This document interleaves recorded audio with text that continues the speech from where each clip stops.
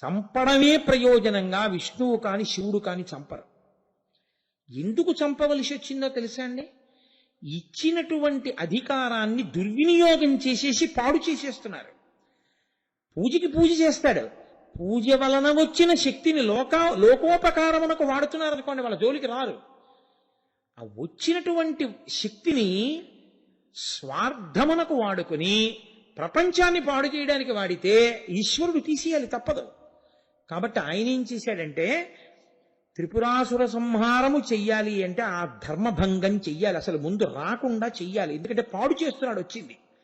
కాబట్టి ఇప్పుడు ఆయన అధర్మ ప్రచారం అంటే వైదిక కర్మానుష్ఠానము నుంచి వాళ్ళకి వైముఖ్యము కలిగేటట్టుగా ఒక ప్రచారాన్ని చేయడానికి ఒకరిని సృష్టించాడు. వాడి ప్రచారానికి వాళ్ళు లొంగిపోయి సనాతన ధర్మము నుండి జారిపోయారు. జారిపోతే ఇప్పుడు వాళ్ళని చంపడానికి అవకాశం వచ్చింది. దేవతా సార్వభౌముడైనటువంటి శంకరుణ్ణి ప్రార్థన చేశారు. అందుకేగా ఆయన ఎక్కడ పిలిచినా దేవతా సార్వభౌమ అంటారు. శ్రీశైలే స్వర్ణ శృంగే మణిగణ రచితే కల్పవృక్షాలిశీతే స్ఫీతే సవర్ణ రత్న స్ఫురిత నవగృహే దివ్యపీఠే శుభార్హే ఆసీన సోమచూడ సకరుణ నయన సాంగన స్మేరవక్త్ర శంభుశ్రీ భ్రమరీశ ప్రకటిత విభవో దేవతా సార్వభౌమ అని పేరు ఆయనకి. కాబట్టి మీరు వచ్చి మాకు ఉపకారం చెయ్యాలి, చంపాలన్నారు. సరే, విశ్వకర్మని పిలిచారు. ఈ బ్రహ్మాండాన్నంతటినీ కలిపి రథంగా చేశారు. సూర్యచంద్రులిద్దరినీ దానికి చక్రాలు చేశారు. సూర్యుడికి సంబంధించిన ఆదిత్యుల్ని, ద్వాదశాదిత్యుల్ని ఒక చక్రానికి ఆరెలుగా చేశారు. చంద్ర కళలని ఒక చక్రానికి ఆరెలుగా చేశారు. వేదాల్ని గుర్రాలుగా చేశారు.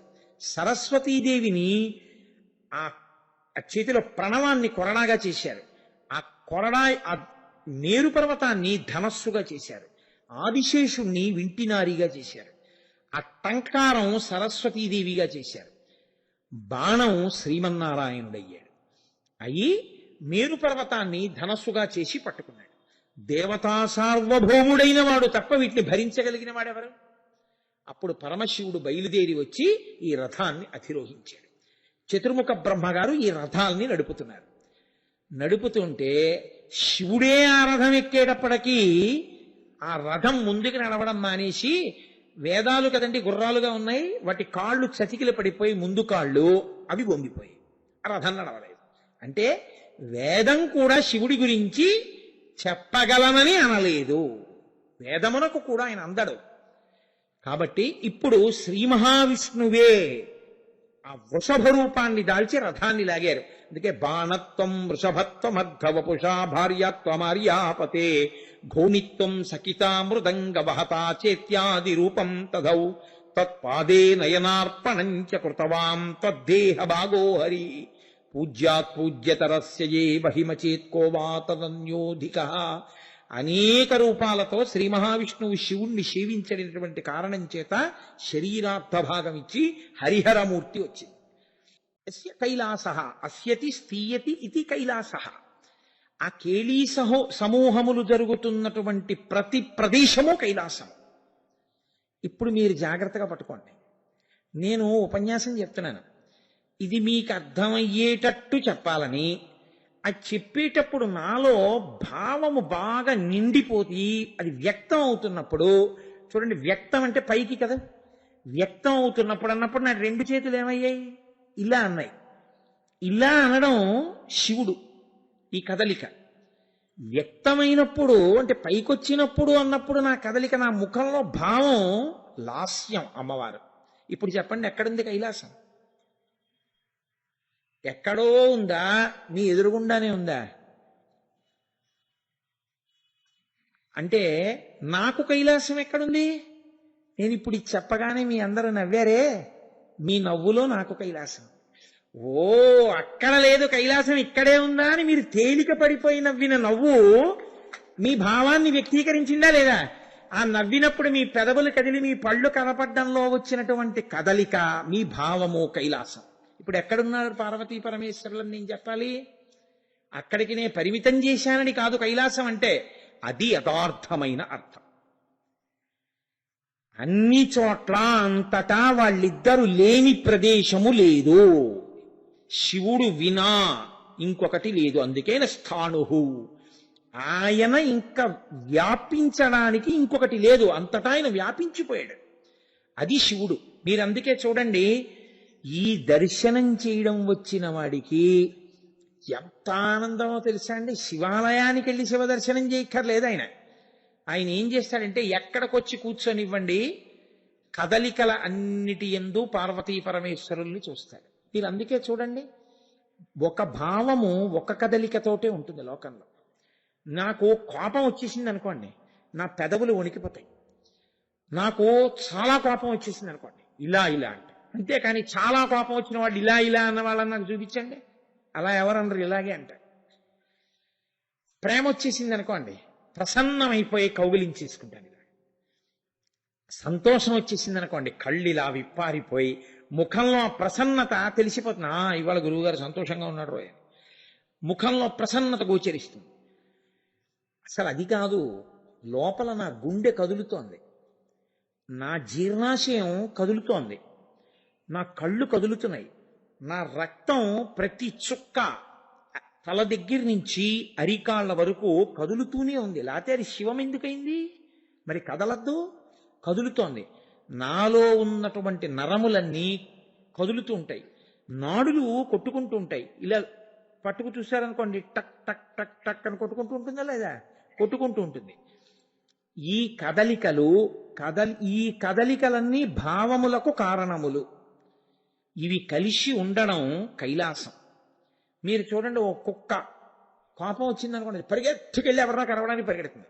దాని యందు ఒక భావం, అది లాస్యం. దాని పరుగు శివుడు, నృత్యం. ఒక చెట్టు కదలిక యందు శివుడు. మీకంతవరకు ఎందుకండి? నీటి యొక్క ప్రవాహంలో శివుడు ఉంటాడు. అదేగా భవహ నామని చెప్తుంది. ఆ తెత్తు నుంచి పడిపోతోంది అనుకోండి, ఒక రాతిని గుద్దుకుని పైకి లేస్తుంది, పెద్ద చప్పుడు హోరు అలా ప్రవహించి వెళ్ళిపోతూ ఉంటుంది. గాలి కదులుతూ ఉంటుంది, భూమి కదులుతూ ఉంటుంది, నీరు కదులుతూ ఉంటుంది, నిప్పు కదులుతూ ఉంటుంది, వ్యాపిస్తూ ఉంటుంది. ఇన్ని కదులుతూ ఉంటాయి. అసలు ఈ కదలికలే శివుడు. ఇప్పుడు నాకు చెప్పండి, కదలిక ఆగిపోతే శివుడు. మీరు ఏమందాం అనుకున్నారంటే, బాహ్యంలో కదలికలు అందాం అనుకుంటున్నారు. నేను ఆ కదలికలు అంటలేదు. లోపలి కదలికలు, మనసు కదలడం ఆగిపోయి తనలో తాను రమించిన శివుడే. అయితే మీరు నన్ను ప్రశ్న ఇయ్యొచ్చు, ఏమండి నీరు కదిలింది పడింది, భావం ఏది దానిలో? అప్పుడు లాస్యం లేదుగా. నీరు కోపంతో పడింది అనాలా, నీరు ప్రసన్నంగా పడింది అనాలా, లేకపోతే ఎలా పడిందని అనాలి? భావం ఏది నీటికి? అప్పుడు మరి లాస్యం లేదుగా, పార్వతీదేవి లేదుగా, శివుడు ఒక్కడేగా.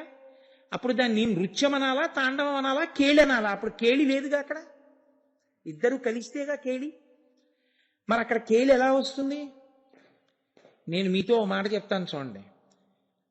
మీ అందరికీ కళ్ళకి గంతలు కట్టి ఒక పెద్ద పర్వతం మించి పడిపోతున్నటువంటి నీటి దగ్గరికి తీసుకెళ్ళామనుకోండి, నేను అందరికి ఒక్కసారే కళ్ళు విప్పాం. ఇలా చూడగానే అబ్బా అన్నాడు ఒక ఆయన. అయ్య బాబోయ్, నాకు కళ్ళు తిరిగిపోతున్నాయందో ఒక ఆవిడ. ఇంకొక ఆయన అన్నాడు, అయ్య బాబోయ్, ఆ చప్పుడికి నాకు అసలు తల పగిలిపోతున్నట్టుంది అన్నాడు. ఇన్ని భావములను మీలో ప్రకోపం పొందేటట్టు చేయడం కూడా భావము లేనిది ఎలా చేసిందని మీరు అనుకుంటున్నారు? దానిలో ఉంది కాబట్టి మీకు ఆ భావాలు వచ్చాయి. అన్ని భావములు దాని యందున్నాయి.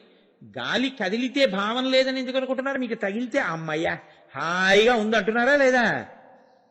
దాని యందు కూడా లాస్యము నృత్యము కలిసే ఉన్నాయి. అందుకే ప్రపంచంలో ఉన్న ప్రతి కదలిక కేళియే. అందుకే ప్రకృతి పురుషులు అని పిలుస్తాం పార్వతీ పరమేశ్వరుల్ని. ఇప్పుడు నాకు చెప్పండి, ప్రతి కదలికలో ప్రతి భావంలో పార్వతీ పరమేశ్వరులుంటే, పార్వతీ పరమేశ్వరులను చూడకుండా కళ్ళు మూసుకుంటాను, నాకు కనపడకూడదు అని మీరు ఎంత కళ్ళు మూసుకుంటే మాత్రం మీకు కనపడకుండా ఉంటారు? వాళ్ళు చూడకుండా ఉందామని మీరు కళ్ళు మూసుకున్న భావం అమ్మవారు. ఆ మూసుకోవడానికి మీరు కదిపిన కళ్ళు చేతులు పరమేశ్వరుడు. అందుకే పార్వతీ పరమేశ్వరుల యందు ఉండకుండా ఉండడం ఎవడికి సాధ్యం కాదు. ఆఖరికి నేను ఆయన్ని తిడదాం అనుకున్నాను అనుకోండి, నా కర్మ కాలికి, అప్పుడు కూడా వాళ్ళిద్దరు అనుగ్రహమే నాకు ఉండాలి. లేకపోతే మీరు వాళ్ళని తిట్టడం కూడా కుదరదు. కాబట్టి పార్వతీ పరమేశ్వరులు ఉండేటటువంటి కైలాసము అన్న దానికి అర్థం ఏమిటంటే సమస్త కేళి, ఎక్కడెక్కడ నృత్యము లాస్యము జరుగుతోందో అదంతా కైలాసమే. ఇప్పుడు నాకు చెప్పండి, కదలికలన్నవి బ్రహ్మాండానికి అంతటికీ ఉన్నాయి కదండి. భూమిగా కదిలిపోతుందా లేదా? సూర్యచంద్రులు కదిలిపోతున్నారా లేదా? అన్నీ కదులుతున్నాయి. కాబట్టి ఇప్పుడు కైలాసం ఎక్కడుందని నేను చెప్పాలి? అంతటా ఉందని చెప్పాలి. శివుడు ఎక్కడున్నాడని నేను చెప్పాలి? శివుడు ఎక్కడున్నాడో నన్ను అడిగారు అనుకోండి, నేను ఏమని చెప్పాలి? శివుడు ఎక్కడ లేడని నేను చెప్పను అని అడగాలి కదండి.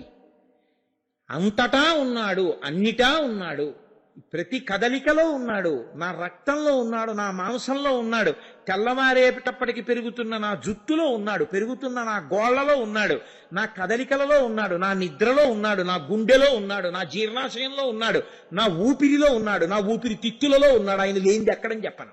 అంతటా ఉన్నాడు, మీలో ఉన్నాడు, నాలో ఉన్నాడు, అన్నిటా ఉన్నాడు. ఇది మీకు పూనికనిస్తుంది. ఇప్పుడు ఈశ్వరుడి కన్నా దగ్గరగా ఈశ్వరుడు మీలో ఉన్నంతగా, అంతటా ఉన్నంతగా ఎక్కడున్నాడు నాకు చెప్పండి. ఇప్పుడు భయం ఎందుకు? ఇంకా నేనుండగా భయమా అని ఉంటుంది గుళ్ళో. ఈశ్వరుడు ఎక్కడ ఉండడం ఏమిటండి? సర్వకాలముల యందు నాకు దగ్గరగా ఉన్నవాడు, నాలో ఉన్నవాడు, ఎదురుగుండా ఉన్నవాడు, అంతటా స్వామియే. ఇప్పుడు నీకెంత ధైర్యం వచ్చింది? కైలాసము అన్న పదాన్ని మీరు దానికి వ్యాపకత్వాన్ని, విస్మృతిని తీసుకురాకపోతే అది తీసుకెళ్లి ఎక్కడికి పరిమితం అయిపోతుందంటే, పరమశివుడు కూడా నాలాగే ఏదో దేహంతో ఆయన కూడా ఏదో ఓ చోట కూర్చుని ఉండేవాడు, ఎప్పుడైనా ఓ చోటకు వస్తుంటాడు, వెడుతూ ఉంటాడు, అంతవరకే అర్థమవుతుంది. కాబట్టి కైలాసము అన్న మాటని మీరు విస్మృతిలో చూడవలసి ఉంటుంది. అయితే మీరు ఒక విషయాన్ని కొంచెం జాగ్రత్తగా పట్టుకునే ప్రయత్నం చేయండి. ఇప్పుడు ఈ కదలికలకి మీ ప్రమేయం ఏం పెద్దగా అక్కర్లేదు. ఇందులో నేను ఉపన్యాసం చెప్తుంటే నేను చేతులు ఇన్ని మాటలు ఇలా కదపవలేను అలా ఏం అనుకుని రాను. ఉపన్యాసానికి అనుగుణంగా కదిలిపోతాయి అంతే. అలాగే నా జీర్ణాశయము ఇలా కదలవలేను, నా ఊపిరితిత్తులు ఇట్లు కదలవలేను అని నేనేమైనా అనుకుంటానేమిటి? వాటిని ఏమైనా రోజు తుడుచుకోవడం, కడుక్కోవడం ఏమైనా చేసుకుంటానా? అవలా కదులుతుంటాయి అంతే. కానీ మీలో మాత్రం ఒక కదలిక రావాలని మీరు కోరుకోవడం మీరు కైలాసం కావడం. పార్వతీ పరమేశ్వరులు ఉంటారు. ఎలా ఉంటారు? జైల్లో ఉన్నవాడు కూడా జైల్లో ఉన్నాడు. అబ్బా, ఇన్ని జన్మల అదృష్టమో ఇక్కడికి చేరుకున్నానని ఉంటాడేంటి ఎవడైనా? ఎప్పుడు పోదామా అని ఉంటాడు కదండి. కొన్ని చోట్ల ఉండడం బాధ, విడుదల సంతోషం కాదు. అవునా కదా? కారాగారంలో ఉన్నవాడు సంతోషంగా ఉన్నాడని మీరు అంటారా? ఆయనది ఓ చిన్న పెంకుటిల్లు. మీరు లోకంలో చూడండి, ఓ మాట ఉంటుంది, అబ్బా మన ఇంటికి పోయి తువ్వాలు వేసుకు పడుకుని ఇంత చారు అన్నం తిన్నా చాలే, ఏటో ఇన్ని ఏర్పాట్లున్నా అబ్బా ఉండలేకపోతున్నాం అంటుంటారు. కాబట్టి నా అన్న చోటుకి వెళ్ళిపోవాలని ఒక భావన, ప్రీతితో ఉండుట, అప్రీతితో ఉండుట రెండూ ఉంటాయి లోకంలో. కానీ పరమేశ్వరుడు కూడా అప్రీతితో ఉండుట, ప్రీతితో ఉండుట కాదు, కర్తవ్యతా దృష్టితో ఉండుట ఆయన ఉంటాడు. కానీ ఎలా ఉంటాడో తెలుసా అండి? ఎప్పుడూ ఆయన ఉండడం దేనికి పనికి వస్తుందంటే, చి నేనిచ్చింది ఒక్కటి వీడికి పనికి రాలేదురా, పాడవడానికి పనికొచ్చాయని రాసుకోవడానికి పనికి వచ్చింది అనుకోండి. కైలాసము కాదని నేను అనను, కానీ ఆయన ప్రీతితో ఉన్న స్థానము మాత్రము కాదు. ఆయనే కైలాసం ఎప్పుడైపోతాడో తెలుసా అండి? ఆయనే శివుడు ఎప్పుడైపోతాడో తెలుసా? శివుడికి అది కైలాసం అయిపోయేటట్టుగా నువ్వు ఉంటే కాదు. అంటే ఇప్పుడు మీరేమర్థం చేసుకోవలసి ఉంటుంది? ఈశ్వరుడు ఇక్కడ ఉండడానికి యోగ్యమైన రీతిలో మీరు ఉండవలసి ఉంటుంది. ఇక్కడ ఆయన ఎప్పుడు ఉంటాడు? మీరు భక్తితో ఉంటే ఉంటాడు, పరమప్రీతితో ఉంటాడు, సంతోషంగా ఉంటాడు. మీ ఇంటికి వెళ్ళి మీరు చారు అన్నం తిన్నట్టు ఆయన ఇక్కడే కూర్చుని పొంగిపోతూ ఉంటాడు. ఎప్పుడు అలా కూర్చోవడం అన్నది? మీ ప్రారబ్ధ కర్మని మీరు పరిశీలించుకోవడం మీకు అలవాటైతే, ఈ మాట మీరు కొంచెం జాగ్రత్తగా పట్టుకోవాలి, ఇది మనుష్య జన్మ యొక్క యథార్థ ప్రయోజనము. ప్రారబ్ధ కర్మ అని ఒకటి ఉంటుంది. అంటే చేసిన పాపపుణ్యాల్లో కొన్నింటిని తీసి అనుభవించడానికి ఈ శరీరం ఇస్తాడు ఈశ్వరుడు. ఇది ఇచ్చినప్పుడు వచ్చే పెద్ద ఇబ్బంది ఎక్కడ వస్తుందో తెలుసా అండి? వాసన. గత జన్మలలో మనసుకి ఒక వాసన పట్టుకుని ఉంటుంది. అందుకే పుడుతూనే వాడికి కొన్ని ఇష్టం, పుడుతూనే వాడికి కొన్ని అయిష్టం. వాడికి ఎవరు ఇది ఇష్టంగా బతుకు, ఇది అయిష్టంగా బతుకు అని నేర్పరు. వాడు వెల్లుల్లిపాయతో పెట్టారనుకో అంటాడు. కొంచెం పెద్దవాడు అయ్యాక అబ్బా నాకు ఆ వాసన కూడా పడదమ్మా, నాకు వద్దమ్మా అంటాడు. అమ్మ నేర్పలేదు వెల్లుల్లిపాయని ఇష్టపడకు అని. వాడికి వచ్చింది వెల్లుల్లిపాయ అంటే ఇష్టం లేకుండా ఉండడం. అందుకని అమ్మ అంటుంది వాడికి 5 ఏళ్ళు 6 ఏళ్ళు వచ్చాక వాడు వెల్లుల్లిపాయ తినడండి అంటుంది. అమ్మ వెల్లుల్లిపాయ తినద్దని నేర్పిందా, వాడికి వెల్లుల్లిపాయ ఇష్టం ఉండదని అమ్మ తెలుసుకుందా? నాకు చెప్పండి. కొంచెం జాగ్రత్తగా ఆలోచించండి. అమ్మవాడికి వెల్లుల్లిపాయ అంటే ఇష్టపడకున్నానా అని చెప్పలేదు. ఆవిడ అందరికీ వెల్లుల్లిపాయ పెడుతుంది. ఇంట్లో భర్త తింటాడు, తను తింటుంది, ఇంకో 2 పిల్లలు తింటారు, వీడే తింటాం. మరి ఆవిడ గురి నువ్వు ఒక్కడివి వెల్లుల్లిపాయ తినవద్దు అని నేర్పిందా? వాడు అమ్మ నాకు వెల్లుల్లిపాయ తింటే వాంతి అయిపోతుందమ్మా, నాకు ఇష్టం ఉండదమ్మా అంటాడు. అంటే ఏమవుతుందో తెలుసా అండి? అమ్మ ఏం చేస్తుందంటే గోంగూర పప్పు వండితే కాస్త పప్పు వేరే తీసేసి వెల్లుల్లిపాయ పోపు పెడుతుంది. ఆ పప్పు గిన్నె తీసుకొచ్చి వెల్లుల్లిపాయ పోపు లేని పప్పు గిన్నె తీసుకొచ్చి వీడికి పెట్టి ఒరే నీకు వెల్లుల్లిపాయ వేయలేదు నువ్వు తిను అంటే. ఇప్పుడు అమ్మ వాడికి అది ఇష్టం లేదు అని తెలుసుకుంది, అంతేగాని ఇది ఇష్టం లేకుండా ఉండు అని అమ్మ నేర్పలేదు. మరి వాడికి అసలు ఆ వెల్లుల్లిపాయని ఇష్టపడకపోవడం అన్నది ఎలా వచ్చింది? ఎవరు నేర్పలేదుగా. అది వాసన. అంటే అది జయించాడు వాడు గత జన్మలలో. ఒరే అలా తినకూడదు దాన్ని, అది సాధనా బలానికి నిలబడే పదార్థం కాదు, దాని జోలికి మనం వెళ్ళకూడదని వాడు ఎంతో సాధన చేసి సాధన చేసి సాధన చేసి దాన్ని ముట్టుకోకూడదని దాన్ని జయించేశాడు. దానివల్ల ఏమవుతుందంటే ఈ జన్మలో వెల్లుల్లిపాయ అంటే ఇష్టం లేదంటే, వెల్లుల్లిపాయ అంటే ఇష్టం లేదన్నవాడు సాయంకాలం అయ్యేటప్పటికి ఒక చోటుకి వెళ్ళి ఏదో ఒక పదార్థాన్ని తాగకుండా ఉండలేని వాడు అవుతాడు. అదెవరు నేర్పారు అక్కడికి వెళ్ళి తాగడం? గత జన్మ వాసనలు. అది గెలవలేకపోయాడు. ఈ వాసనల బలమే ఈశ్వరుడు ఇక్కడ ఉండాలా ఉండకూడదా నిర్ణయిస్తుంది. మీరేం చేయవలసి ఉంటుందంటే ఈ వాసనలని జయించడంలో మీరు దృష్టి పెట్టవలసి ఉంటుంది.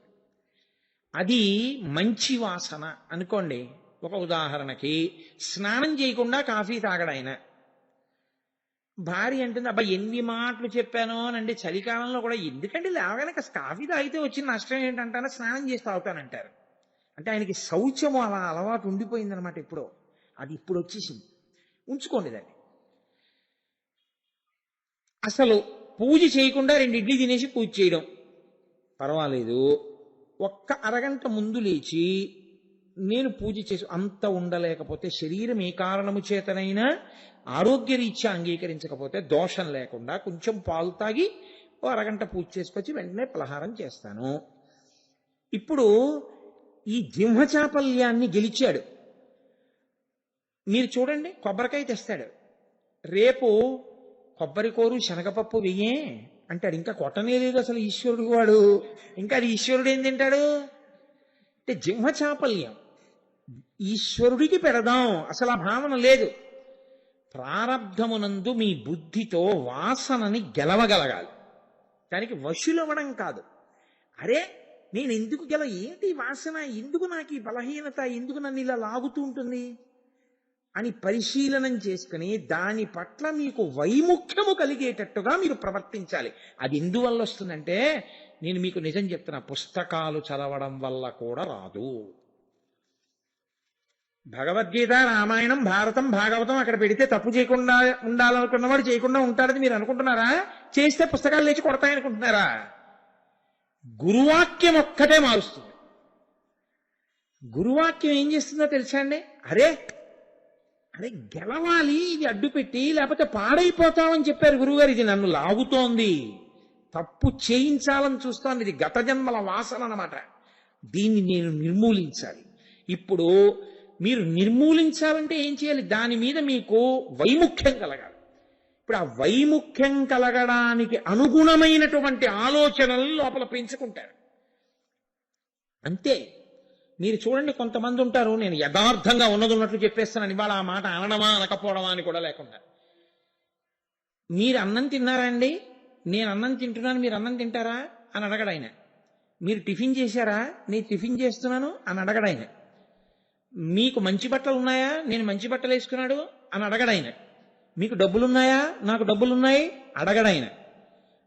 మీరు మందులు వేసుకోవడానికి మీ దగ్గర మందులు ఉన్నాయా, నా దగ్గర మందులు ఉన్నాయి అడగడు ఆయన. తాను సిగరెట్ తాగుతూ ఇంకోడికి మాత్రం ఇలా సిగరెట్ ఇస్తాడు. అక్కడ ఉదాహరుడు. అప్పుడు వాడు పుచ్చుకునేవాడు ఎదురువాడు. ఆయనే గురువాక్య శ్రవణమో ఈశ్వరానుగ్రహమో. ఇప్పుడు అంటాడు అక్కర్లేదండి, మానేశాను. ఎలా మానగలిగాడు? ఈశ్వరానుగ్రహం కలిగింది, ఆ వ్యసనాన్ని గెలిచేశాడు ఈ జన్మలో. ఇహ వాసన పట్టుకోదు. వాసనాక్షయమే ఈశ్వరుడు ఇక్కడ కూర్చోవడానికి మార్గము. మీకు ఈశ్వరుడిచ్చిన బుద్ధితో దుర్వాసనల్ని గెలిచే ప్రయత్నం చేస్తున్నారనుకోండి, మీరు దానికి మీరు పూనుకున్నారనుకోండి, అసలు ఇది ఎవరికీ చెప్పక్కర్లేదు. కానీ శాస్త్రం ఏమందో తెలుసా అండి? నువ్వు ఎప్పుడైనా గెలవలేక ఇబ్బంది పడిపోతుంటే గురువు గారితో మాత్రం చెప్పు. గురువుగారు, నాకు ఇది అధిగమించలేకపోతున్నానండి, ఈ బలహీనత దగ్గర నిలబడిపోతున్నాను, ఎలా గెలవను అని అడుగు. ఆయన విరుగుడు చెప్తాడు. వైద్యుడే కదండి విరుగుడు చెప్పగలిగిన వాడు.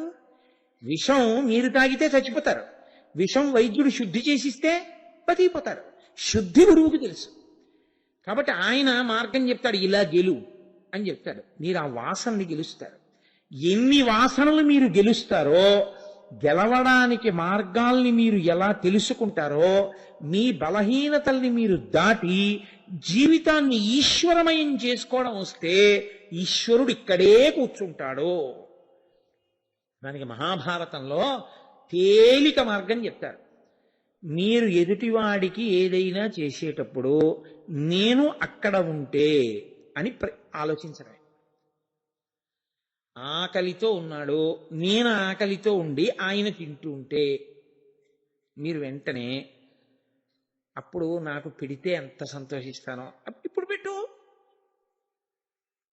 మీరు వాసనని గెలవగలిగారు, మీరే తిందామన్నది ఇంకోడికి పెట్టగలిగారు. దానికి చాలా తేలిక మార్గం నేను ఒకటి మీకు చెప్పాను, భారతాన్ని ఆధారం చేసుకుని. మిమ్మల్ని ఎదుటి స్థానమునందు నిలబెట్టుకొనుట. మీకు నోరుంది కదా అని అదే పరిగా కఠినమైన మాటలతో వేళాకోళం ఆడడం మీకు అలవాటు. ఇలా నన్ను ఆడితే చాలా బాధపడతాను. ఆడకు. తెలిసి ఆడితే ఇంకా భయంకరమైనటువంటి వ్యసనం అన్నమాట అది. కాబట్టి ఎక్కడెక్కడ నిన్ను పాడు చేసేటటువంటి దుర్వాసనలు ఉన్నాయో వాటిని గెలవడం ప్రారంభం చేస్తే మనోరాజీవే, ఇక్కడే హృదయ పద్మంలో సర్వేశ్వరుడు ఆ భక్తి అన్న తేనె తాగటానికి వచ్చి కూర్చుంటాడు. అప్పుడు నువ్వే కైలాసం. కైలాసం ఎక్కడో ఉంటది కాదు, పరిపూర్ణమైన కైలాసము నువ్వే. పరమాచార్య స్వామి వారు, చంద్రశేఖరేంద్ర సరస్వతి మహానుభావుడు, కామకోటి పీఠాధిపతులు, నడిచే దేవుడు, ప్రాతస్మరణీయులు, ఎవరి పేరెత్తితే పాపరాశి ధ్వంసం అవుతుందో అంతటి మహనీయుడు. వారు ఎవరో వచ్చి ధర్మ సూక్ష్మాల గురించి చర్చ చేస్తుంటే ఓ గడ్డిమాము దగ్గర కూర్చున్నారు. ఆయన అనేక పురాణీతిహాసములలోంచి అవతల వారు అడిగినటువంటి ప్రశ్న అంత మంచిది కాబట్టి దాన్ని సాధికారిక వివరణ చెయ్యడంలో తెల్లవారుజామున 3 అయింది. ఇలా వేళ్లు విరిచేసుకుంటున్న వారు ఎవరో తెలుసా అండి? శ్రీకార్యం అని ఉంటారు మఠంలో. మఠం పనులన్నీ చూస్తూ ఉంటారు ఆయన. ఆయన ఇలా వేళ్లు విరిచేసుకుంటున్నారు. ఏమిటి బాధ ఆయనకి ఎందుకు అంటే, ఎక్కడో అయ్యప్ప స్వామి గుళ్ళో కూర్చున్నా ఇవాళ గురువు గారు 2:30 గంటలు ప్రసంగం చేశారని ఎవరైనా చెప్పారనుకోండి, గుండెలు బాధేసుకుని రాత్రంతా నిద్రపోకుండా రేపు పొద్దున్నే మా ఇంటికి వచ్చి, గురువుగారు మీరు ఏమనుకోవద్దు 2:30 గంటలు అలా మాట్లాడద్దండని తల్లడిల్లిపోతారే గోపాలకృష్ణ గారు. అలా ఉంటుంది శ్రీకార్యం అంటే. ఆయనకి పరమాచార్య స్వామి వారి మీద ప్రీతి. ఆయనకి ఒళ్ళు మండిపోతోంది, ఇంకా తెల్లవారిపోతోంది, అయినా వదలరు, అడుగుతూనే ఉన్నారు, ఈయన సంతోషం చెప్తూనే ఉన్నారు అని. 3 అయిపోయింది. ఆయనకి ఒళ్ళు మండిపోయింది, 3 అయింది అన్నారు. ఓ 3 అయింది, స్నానం చేయాలి అని ఈయన లేచి వెళ్ళిపోతున్నారు. ఆ చీకట్లో పీఠంలోకి వెళ్ళిపోతుంటే వృద్ధులు, మహానుభావుడు వెళ్ళిపోతుంటే ఒక ఆవిడ ఒక పిల్లని తీసుకుని వచ్చింది. వచ్చి ఆవిడంది, స్వామి మీ దర్శనం కోసం తిరుగుతున్నాను, అనేక వేల మందిలో ఉంటారు, నేను మాట్లాడడం కుదరట్లేదు, ఇంకా ఈ చీకటి వేళలో ఇప్పుడైతే ఎవ్వరూ ఉండరు, మీతో కష్టం చెప్పుకోవాలని నా కూతుర్ని తీసుకుని వచ్చాను అంది. ఆయన ఇలా చూశారు శ్రీకార్యం వంక. ఇంకా ఆయన ఆపుకోలేనంత కోపంతో ఊగిపోతున్నాడు. అప్పుడే మొదలు పెట్టేశారా వచ్చేయడం అని. ఆయన అన్నారు, చెప్పమ్మా అనేటప్పటికి ఈయన గబగబా వచ్చినాడు. బుద్ధి ఉందా లేదా? రాత్రి మొదలెట్టి ఇప్పటి వరకు మాట్లాడారు, మళ్ళీ అప్పుడే నువ్వు మొదలా స్నానం కూడా చేయకుండా? వెళ్ళమ్మా, బుద్ధి ఉండాలమ్మా అడగడానికి కూడాను. చిన్న బుచ్చుకోపోయి ఆయన అన్నారు, ఆయన అలా అంటాడు, నువ్వు చెప్పు అంటే నువ్వు దూరంగా ఉండవయా కొంచెం అన్నారు. ఆయన ఆజ్ఞ, ఆయన దూరంగా ఉన్నాడు. ఈవిడేదో అడిగింది, ఆయన ఏదో చెప్పారు. ఆవిడ చాలా సంతోషించి వెళ్ళిపోయింది ఆ పిల్లని తీసుకొని. వెళ్ళిపోయాక ఆయన శ్రీకార్యాన్ని పిలిచి అన్నారు, ఏమయ్యా ఈ దేశంలో ఈశ్వరుణ్ణి చూస్తే కష్టం తీరుస్తాడు అని ఈశ్వరుణ్ణి తలుచుకుని ఎంత సంతోషిస్తారో, ఈ దేశంలో కష్టం వచ్చినప్పుడేనయ్యా గురువు గారిని తలుచుకుని ఊరట పొందే ప్రయత్నం చేస్తారు. అప్పుడు పైకెత్తే ప్రయత్నం చెయ్యని గురువు ఉండి ప్రయోజనం ఏమిటి? నేను సన్యసించాను, గృహస్థాశ్రమంలో లేను. ఈ శరీరం అప్పజెప్పేయడానికే నేను ఆశ్రమంలోకి వెళ్ళా. ఇలా ఆర్తులైన వాళ్ళకి మాటలు చెప్పడంలో నిద్ర లేక, ఆకలి లేక, ఒకవేళ ఈ శరీరం పడిపోయిందనుకో, దీని ధర్మం ఇది చేసిందయ్యా, అంతే తప్ప వాళ్ళని మాట్లాడద్దంటావేంటి? మాట్లాడిని అని అప్పుడు వెళ్ళి ఆయన స్నానం చేసి అనుష్ఠానం చేశారు.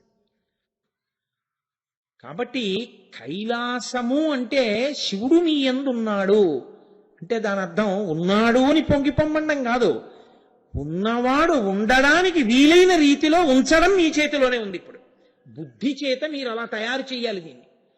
అలా తయారు చెయ్యాలనేటటువంటి వెంపర్లాటలో ప్రతి క్షణం అలా మీ దృష్టికోణం తిరగగలిగితే పార్వతీ పరమేశ్వరులు మీ హృదయ గుహలోనే కూర్చుంటారు. అది కదూ, రాజీవే భ్రమరాధిపో విహరతాం శ్రీశైలవాసీ విభు అంటారు శంకర భగవత్పాదులు. ఇక్కడ మకరందం ఉంటే తేనె తుమ్మెద వస్తుంది, ఇక్కడ భక్తి ఉంటే ఈశ్వరుడు వస్తాడు. భక్తి అన్న మాటకు అర్థం ఏంటి? నువ్వు రొట్ట పట్టుకెళ్ళి పూజ చేయడం, నువ్వు పూలు పట్టుకెళ్ళి పూజ చేయడం భక్తి కాదు. ఈశ్వరుడు ఎలా చెప్పాడో నువ్వు అలా బతకడం భక్తి తప్ప, నువ్వు కొత్తగా పట్టుకెళ్ళి వేయడానికి నీ సొత్తు ఏం కాదది, ఈశ్వరుడి సొత్తు. ఆయన పెట్టినటువంటి బిల్వవృక్షంలో ఆయన నిర్మాణం చేసిన ఆకులు తెచ్చి ఆయనకి ఇస్తున్నావు, నువ్వేమిచ్చావు? నీకు వచ్చిన వాసనల్ని తొలగించుకుని నువ్వు నిలబడగలిగితే అప్పుడు ఈశ్వరుడికి నువ్వేదో ఉపకారం చేసావు ఇక్కడ ఉండడానికి వీలుగా. ఇది అసలైన కోయిల్ ఆళ్వార్ తిరుమంజన్ ఉత్సవం. ఇక్కడ బూజు దులపడం, ఇక్కడ కడుక్కోవడం కోయిల్ ఆళ్వార్. ఆ గుడిని తుడవడం, ఆ గుడిని కడగడం గొప్పేం కాదు. ఇక్కడ తుడవడం నీకొచ్చా, ఇక్కడ కడగడం నీకొచ్చా, ఇది నీకొస్తే ఇది కైలాసం. ఈశ్వరుడు ఇక్కడే ఉంటాడు, ఇంకొక చోటుకి వెళ్ళడం. ఆయన యందు నువ్వు, నీ యందు ఆయన ఉంటారు. అప్పుడు ఇది పడిపోయినా అలా కలిసే ఉంటారు. ఇది పడడం ధర్మం కాబట్టి పడుతుందేమో. నువ్వు ఎప్పుడూ శివుడే అయి ఉన్నావు, శివుడు కాకుండా నువ్వు ఎప్పుడూ లేవు. ఈ స్థితిని పొందడం కైలాసమన్న మాట మనకి నేర్పుతుంది. కాబట్టి ఇప్పుడు చూడండి, కైలాసవాసి అంటే కేవలముగా ఏదో ఇంత ఎత్తున ఫలానా లోకంలో ఫలానా చోట ఆయన కూర్చుంటాడు, వాట్ ఇఫ్ ఏమిటైతే కాదు. కైలాసము మీకెలా అన్వయం అవుతుందో మీరు చూసుకోవలసి ఉంటుంది. అలా మీరు మీ జీవిత పథాన్ని మార్చుకునే ప్రయత్నం చెయ్యవలసి ఉంటుంది. ఇది నా బలహీనత అండి అని చెప్పడానికి మనుష్య జన్మ అక్కర్లేదు. ఇది నా బలహీనత, నేను ఎలా దాటను అని అడగడానికి మనుష్య జన్మ కావాలి. అది మీరు పట్టుకోవాల్సి. మీరు కాదు, మీరు జ్ఞానులు, మీరు పట్టుకోవడానికి ఏం లేదు, మీరు అన్ని గెలిచేశారు. నా బోటిగాడి గురించి సుమండి నేను చెప్పేది, మీ గురించి కాదు. నా గురించి నేను చెప్పుకోవడానికి దీన్ని నువ్వు అనడానికి మిమ్మల్ని సాధనంగా చేసుకుంటున్నానంతే. ఇది మీకు అన్వయం అవుతుందని మీరు అనుకోకండి, ఎందుకంటే మీరు ఇవన్నీ గెలిచిన వారు. మిమ్మల్ని చిన్నబుచ్చడం నా లక్ష్యం కాదు. ఇది నా బలహీనతేమి, ఈ బలహీనత నేను ఎట్లు అధిగమించవలెను. వెంపర్లాట మొదలైందనుకోండి, అధిగమించి తీరుతారు. శివుడు మిమ్మల్ని అనుగ్రహిస్తాడు గురువుగారి రూపంలో. కాబట్టి అది కైలాసము చాలు. కైలాసవాసి కవచి కఠోరః, ఆయన శాసనానికి ఎదురు లేదు. ఆయన ఎలా శాసనం చేస్తాడో, ఆయన ఎలా సంకల్పం చేస్తాడో అలాగే జరుగుతుంది. అలా జరగడం, ఆయన అనుకున్నట్లు మాత్రమే జరగడం, దాన్ని కఠోరః అంటారు తప్ప ఇంకొకరు అనుకున్నట్లు జరిగేది కాదు. ఆయన శాసనమేదో అలా జరుగుతూ ఉంటుంది. ఆయన శాసనము అలా అన్వయం అవ్వాలని, ఆయన ఇదిలా జరుగుతుంది అని అనుకున్నాడు అనుకోండి, అలాగే జరుగుతుంది. అందుకే భక్తి అన్న మాటకు అర్థం అక్కడే ఉంటుంది. మీరు పురుష ప్రయత్నం మొదలుపెట్టి పరమేశ్వరుడి పాదాలు పట్టుకున్నారనుకోండి, ఇవి ఫలితం రావాలి అని, ఆయన అనుగ్రహం వలన ఫలితాన్ని మీరు పొందుతారు. పురుష ప్రయత్నాన్ని ఆపేసి మీరు ఈశ్వరానుగ్రహంతో ఇది అయిపోవాలనకూడదు. ఇప్పుడు మీ ప్రయత్నం నడవాలి, నడుస్తూ ఈశ్వరానుగ్రహము వలన ఇది జరగాలి. జరగలేదు అంటే ఏమిటి గుర్తు? ఏదో ఈశ్వరానుగ్రహం ఉందని గుర్తు. ఒరే అది జరిగితే నీకు ఇబ్బంది వస్తుంది, అందుకని జరగకుండా చూశాను అని మీరు స్వీకరించవలసి ఉంటుంది. లేకపోతే ఏమవుతుందో తెలుసా అండి, ఇది జరగాలని పూజ చేశానండి, జరగలేదు కాబట్టి ఈశ్వరుడు లేడు. ఆ పాలేదా మీ ఇంట్లో? ఇంకా అదే పని ఆయనకి. నువ్వు చేసిన పాప పుణ్యాలు ఏమయ్యాయి? అప్పుడు ఇవ్వాలని ఎక్కడుంది నీకు? ఇవ్వాలో ఇవ్వకూడదో నిర్ణయించుకోవడం ఆయన అధికారమే. నేను ఆయనకి ఒడంబడిన వాడను, లొంగిన వాడను, అంతే. అలా ఉండగలిగితే నీకు ఈశ్వరుని యందు భక్తి ఉన్నదని పేరు. అది దాని యొక్క స్థాయి ఎంత విస్మృతిలో ఉంటుందంటే అది భక్తి అన్న మాటకు అర్థం. సత్యహరిశ్చంద్రోపాఖ్యానం చదువుకోవడానికి కాదు, పూనికకి పరాకాష్ఠ. అదొక్క దానికోసం ఎన్నిపోయినా పర్వాలేదన్నాడు ఆయన. ఆఖరికి ఆయన ఏమయ్యాడు? నిత్యస్మరణీయుడయ్యాడు. కుష్ఠరోగము మొదలైనటువంటి రోగములున్న వాళ్ళు, భయంకరమైన చర్మ వ్యాధులున్నటువంటి వారు, అటువంటి వారిని గబుక్కుని చూడడం జరిగితే తద్దోష నివారణార్థం హరిశ్చంద్ర హరిశ్చంద్ర హరిశ్చంద్ర అని 3 మాటలు ఆయన పేరు చెప్పుకోతాలు దోషం పోతుందన్నాడు. అంత స్థితిని ఎందుకు పొందాడు ఆయన? అంటే ఆయన దాన్ని పట్టుకోవడానికి దేన్నైనా వదిలేస్తానన్నాడు ఆయన. ఆ పట్టు చూడడానికి మీకు సత్యహరిశ్చంద్రోపాఖ్యానం పనికొస్తుంది. ఈయన సత్యహరిశ్చంద్రుడండి అని పట్టుకున్నవాడిని నువ్వు వెటకారం ఆడితే నీ వాసనా బలాన్ని బయట పెడుతుంది. కాబట్టి ఇది తెలుసుకుని ఉంటే కఠోరః, ఆయన దానికి దగ్గరగా వెళ్ళే నామం మళ్ళీ సాధనా సంపత్తి యందు అత్యంత ఉపయుక్తమైనటువంటి నామం త్రిపురాంతకః, పురారి, ఇవి ఆయన నామాలే కదండి. గిరిధన్వి, ఇవన్నీ అందులోకే వచ్చేస్తాయి. ఇవన్నీ అయిపోతున్నట్లు మీరు భావించవలసి ఉంటుంది. నేను దండగట్టి వ్యాఖ్యానం చేస్తున్నాను. త్రిపురాంతకః, ఆయన 3 పురములను చంపేశాడు. 3 పురములను చంపడం ఏమిటండి అంటే త్రిపురముల యొక్క అధిపతులైన రాక్షసుల్ని చంపాడు. కాబట్టి త్రిపురాసురుడు. త్రిపురాసురుడు అన్న మాట ఆ స్థితి ఎందుకు వచ్చిందంటే, తారకాసురుడు నిన్న చెప్పుకున్నాం కదండి. ఆ తారకాసురుడికి ముగ్గురు కొడుకులు. ఒకడు తారకాక్షుడు, ఒకడు కమలాక్షుడు, ఒకడు విద్యున్మాలి అని 3 కొడుకులు. ఈ 3 తండ్రి కన్నా తెలివైన వాళ్ళు. అరే నాన్నగారు ఏదో కోరిక కోరారా, వరం కోరారు, నిలబడలేదు. కాబట్టి వాళ్ళు 3 ఏం చేశారంటే సహజంగా బలపరాక్రమాలు ఉన్నవాళ్ళు. వాళ్ళు 3 వెళ్ళి పరమేశ్వరుడు బ్రహ్మగారి గురించి తపస్సు చేశారు. చేస్తే చతుర్ముఖ బ్రహ్మగారు ప్రత్యక్షం అయ్యారు. ఏం కావాలి మీకు అన్నారు ఆయన. అంటే వాళ్ళు అన్నారు, ఆయనకి వేదాంతం చెప్పారు వాళ్ళు. అది రాక్షసత్వం అంటే. ఓ మంచి మాట నీకు చెప్తే ఆ మంచి మాట ఆచరించడం ఎంత కష్టమో చెప్పినవాడు పనికి మాలినవాడు అనడమే రాక్షసత్వం. బ్రహ్మగారి దగ్గరికి వెళ్ళి అన్నారు, నువ్వు ఈ భోగములన్నీ సృష్టించావు, ఎందుకు? అవి అనుభవించాలంటే ఏం ఉండాలి? ఇది ఉండాలి. దీన్ని ఏం చేశావు? కాలంలో పడిపోయేటట్టు చేశావు. కాబట్టి ఇప్పుడు మేమేవో భోగాలు అడిగామనుకో, ఏమిటి ఉపయోగం? ఇది ఉండదుగా. కాబట్టి నువ్వేం చేస్తావంటే, ఇది శాశ్వతంగా ఉండేటట్టు చూడు ఒకటి. రెండోది ఏం చేస్తావో తెలుసా? ఇదొక్కటి ఉందనుకో, నాకు భోగం కావాలని అనుభవించాలి. నాలాంటి వాడు ఇంకోడు ఉంటే, ఇప్పుడు వాడికి నాకు జగడం, ఇప్పుడు దాన్ని అనుభవించడం మానేసి మేమిద్దరం దెబ్బలాడుకోవడం మొదలెట్టాలి. ఇబ్బందితో పోయిందా లేదా? మళ్ళీ నేనొక్కడిని అనుభవించాలి అంటే నేను ఎవరినైనా చంపేయగలిగితే బాగుంటుంది. నన్ను చంపేవాడు ఉండకూడదు, నేను మాత్రం ఎవరినైనా చంపేయాలి. అప్పుడే కదా నేను అనుభవించగలను. ఇదే రాక్షసత్వం అంటే. మీకు త్రిపురాసురులు అప్పుడిప్పుడు అనుకోకండి, ఎప్పుడూ కనపడతారు. కాబట్టి దక్కితే తనకి దక్కాలి, లేకపోతే వేరొకరికి దక్కకూడదు, వాడిని చంపేయాలి. అంటే వాడే త్రిపురాసురుల లక్షణం ఉన్నవాడు. కాబట్టి మేము అందరినీ చంపేస్తాం, మమ్మల్ని చంపేవాడు ఉండకూడదు, వరమి. ఏదో అందుకే ఉన్నట్టు ఆయన అన్నాడు.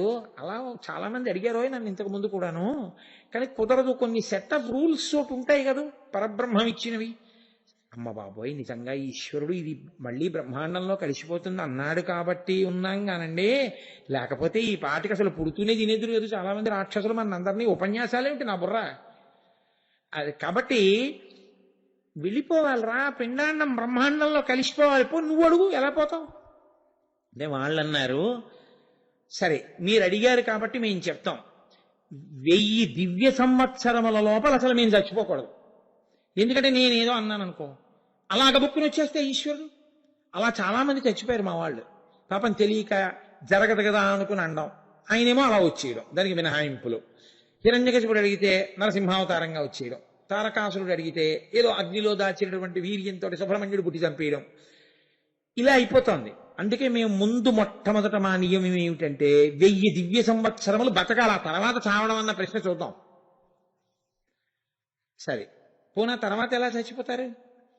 1000 దివ్య సంవత్సరముల తర్వాత మాకు ఈలోగా ఈ 1000 దివ్య సంవత్సరములు ఏమిటి, మాకు ఎటువంటి ఇబ్బంది లేని కాలం, చచ్చిపోం అని నిరాఘాటంగా తెలిసిపోయిన కాలం. ఇప్పుడు మేము భోగాలు అనుభవించద్దు. మేము భోగాలు అనుభవించేటప్పుడు మమ్మల్ని ఎవ్వరూ ఇబ్బంది పెట్టకూడదు. ఓ పక్క మేము భోగం అనుభవిస్తుంటే ఇంద్రుడు వచ్చి మళ్ళీ మా మీద యుద్ధం చేస్తే, యుద్ధం చేస్తూ కూర్చోవడంలో 1000 దివ్య సంవత్సరాలు అయిపోతాయి. అందుకని ఎవరూ భేదించి లోపలికి ప్రవేశించడానికి వీలు లేని 3 పురములు కావాలి. నువ్వు విశ్వకర్మకి చెప్పు 3 తయారు చేయమని. ఏదో బంగారముతో ఒకటి, వెండితో ఒకటి, ఇనుముతో ఒకటి చేయించు, మేము సర్దుకుంటాం. ఏదో ముగ్గురం తలకోటి తీసుకుంటాం. అవి తిరుగుతూ ఉండాలి, ఎప్పుడు అంతటా తిరుగుతూ ఉండాలి. తిరగడం సుఖం. అందుకే కదండి ఏ పని లేకపోతే రామాయణం చదువుకోడు, వీధిలో తిరుగుతుంటాడు. అలా పోయేద్దాం ఏంటంటాడు. కాబట్టి అదే అలవాటు త్రిపురాసురులకు. కాబట్టి వాళ్ళన్నారు అలా తిరుగుతూ ఉంటాం. 1000 దివ్య సంవత్సరములు అయిపోయిన తర్వాత ఒకే ఒక్కసారి చంద్రుడు పుష్యమీ నక్షత్రంలో ఉండగా, పుష్కలావర్తక మేఘములు వర్షిస్తుండగా, అభిజిత్ లగ్నంలో మిట్ట మధ్యాహ్నం వేళ 3 పురములు ఒక్కసారి ఇలా సరళ రేఖలోకి 3 పురములు ఒకే గీత మీద పెట్టినట్టుగా వస్తాం ఒక్క క్షణం. అప్పుడు దేవతా సార్వభౌముడైనటువంటి వాడు సృష్టిలో లేని ధనస్సు పట్టుకుని, సృష్టిలో లేని బాణం పట్టుకుని, సృష్టిలో లేని రథం ఎక్కి ఒక్క బాణంతో 3 పురములు ఒక్క గీత మీదకే వచ్చి ఉన్న ఆ ఒక్క క్షణంలో రెండో బాణం ప్రయోగించకుండా ఒక బాణంతో 3 పురములను కొట్టగలిగితే మేము చచ్చిపోతాం. లేకపోతే మళ్ళీ 1000 ఏళ్ల తర్వాతే, 1000 దివ్య సంవత్సరాల తర్వాతే. అమ్మ నాయనోయ్, ఎంత పాండిత్యం రా మీది. రాస్తు అసలంటూ చచ్చిపోతానన్నాడుగా, ఎలాగో అలాగా. ఆ చంపవలసిన వాడు ఎవరో ఆయన చూసుకుంటాడు, నాకేం గొడవ. అసలు విచిత్రం ఏమిటో తెలుసా అండి, వెంటనే ఇంకో రూపంలో చంపవలసిన ఆయన ఎవరో ఒక ఆయన వచ్చి, నీ మొహం ఇచ్చా చంపేస్తున్నావు నువ్వు, నీ వరాలని బ్రహ్మగారిని ఎప్పుడు అన్నావు. మీరు చూడండి, బ్రహ్మగారిని అలా దెబ్బలాడినట్టు మీరు ఏ పురాణంలోనో చదివారా? అసలు వాళ్ళ మధ్య ఏమి ఉండవు, అభిమాన సంఘాల దెబ్బలాట్లన్నీ మనకే ఉంటాయి. కాబట్టి ఇప్పుడు బ్రహ్మగారు వరం ఇచ్చి వెళ్ళిపోయాడు హంసవాహనం ఎక్కి. దేవతలందరూ వెంటనే ప్రారంభం చేసేది ఏముంటుందండి, నేను రోజు మొత్తుకుంటున్నదేగా, వాడికి ఇంకా భోగం భోగం భోగం ఈ శరీరంతో. కాబట్టి ఎక్కడెక్కడ ఉన్నాయో వాళ్ళందరివి తనవి చేసుకుంటాడు. ముందు దొరికేవాడు ఎవరంటే ఇంద్రుడు, మొదట ఆయన పేరే ఉంటుంది ఎప్పుడు. కాబట్టి ఆయన్ని కొట్టాడు, స్వర్గలోకాన్ని ఆక్రమించాడు, భోగాలు అనుభవిస్తున్నాడు. ఆ 3 పురములలో తిరుగుతున్నారు. పోనీ అక్కడతో ఊరుకోరు, వాళ్ళు బాధిస్తున్నారు దేవతలను. ఇప్పుడు వాళ్ళందరూ వెళ్ళి మొట్టమొదట బ్రహ్మగారికి చెప్పారు. బ్రహ్మగారికి చెప్తే ఆయన అన్నాడు, నేను వరం ఇచ్చాను యోయ్, 1000 దివ్య సంవత్సరముల తర్వాత ఆ 3 ఒక గీతలోకి వస్తాయి. ఈ లోపల ఇదిగో వాళ్ళు అడిగిన వరాలు ఉన్నాయే అలా తయారు చేసుకోవడం మొదలు పెట్టండి. మొదలు పెడితే అప్పటికి సిద్ధంగా ఉంటే బాణం వేయచ్చు, లేకపోతే మళ్ళీ ఆ 3 చూద్దాంలేండి అయితే 1000 దివ్య సంవత్సరాలు అయిపోయిన తర్వాత దగ్గరికి వచ్చాక చూద్దాం అన్నారు అనుకోండి, అప్పుడు దేవతా సార్వభౌముడు ఎవరు, సృష్టిలో లేని రథం ఏది, ఇలా మొదలు పెడితే అవదు పని. అందుకని మొదలెట్టండి అన్నాడు. మొదలెట్టడం అంటే ఏం చేయమన్నారు అంటే ముందు దేవతా సార్వభౌముడైనటువంటి వాడిని పట్టుకోండి. ఎవరు దేవతా సార్వభౌముడు? సమస్త దేవతలకు కాదు, ఈ బ్రహ్మాండములకన్నిటికీ సార్వభౌముడు శంకరుడే. కాబట్టి ఆయన పాదాలు పట్టుకుని వెళ్ళి ప్రార్థన చేయండి అన్నారు. అందరూ వెళ్ళి కైలాసానికి వెళ్ళి శంకర నువ్వు ఆ త్రిపురములను సంహరించాలి. ఆయన అన్నాడు, దేనికి చంపడం అంటే అదేమిటి అలా అంటావు, దేవతల్ని బాధ పెడుతున్నారు.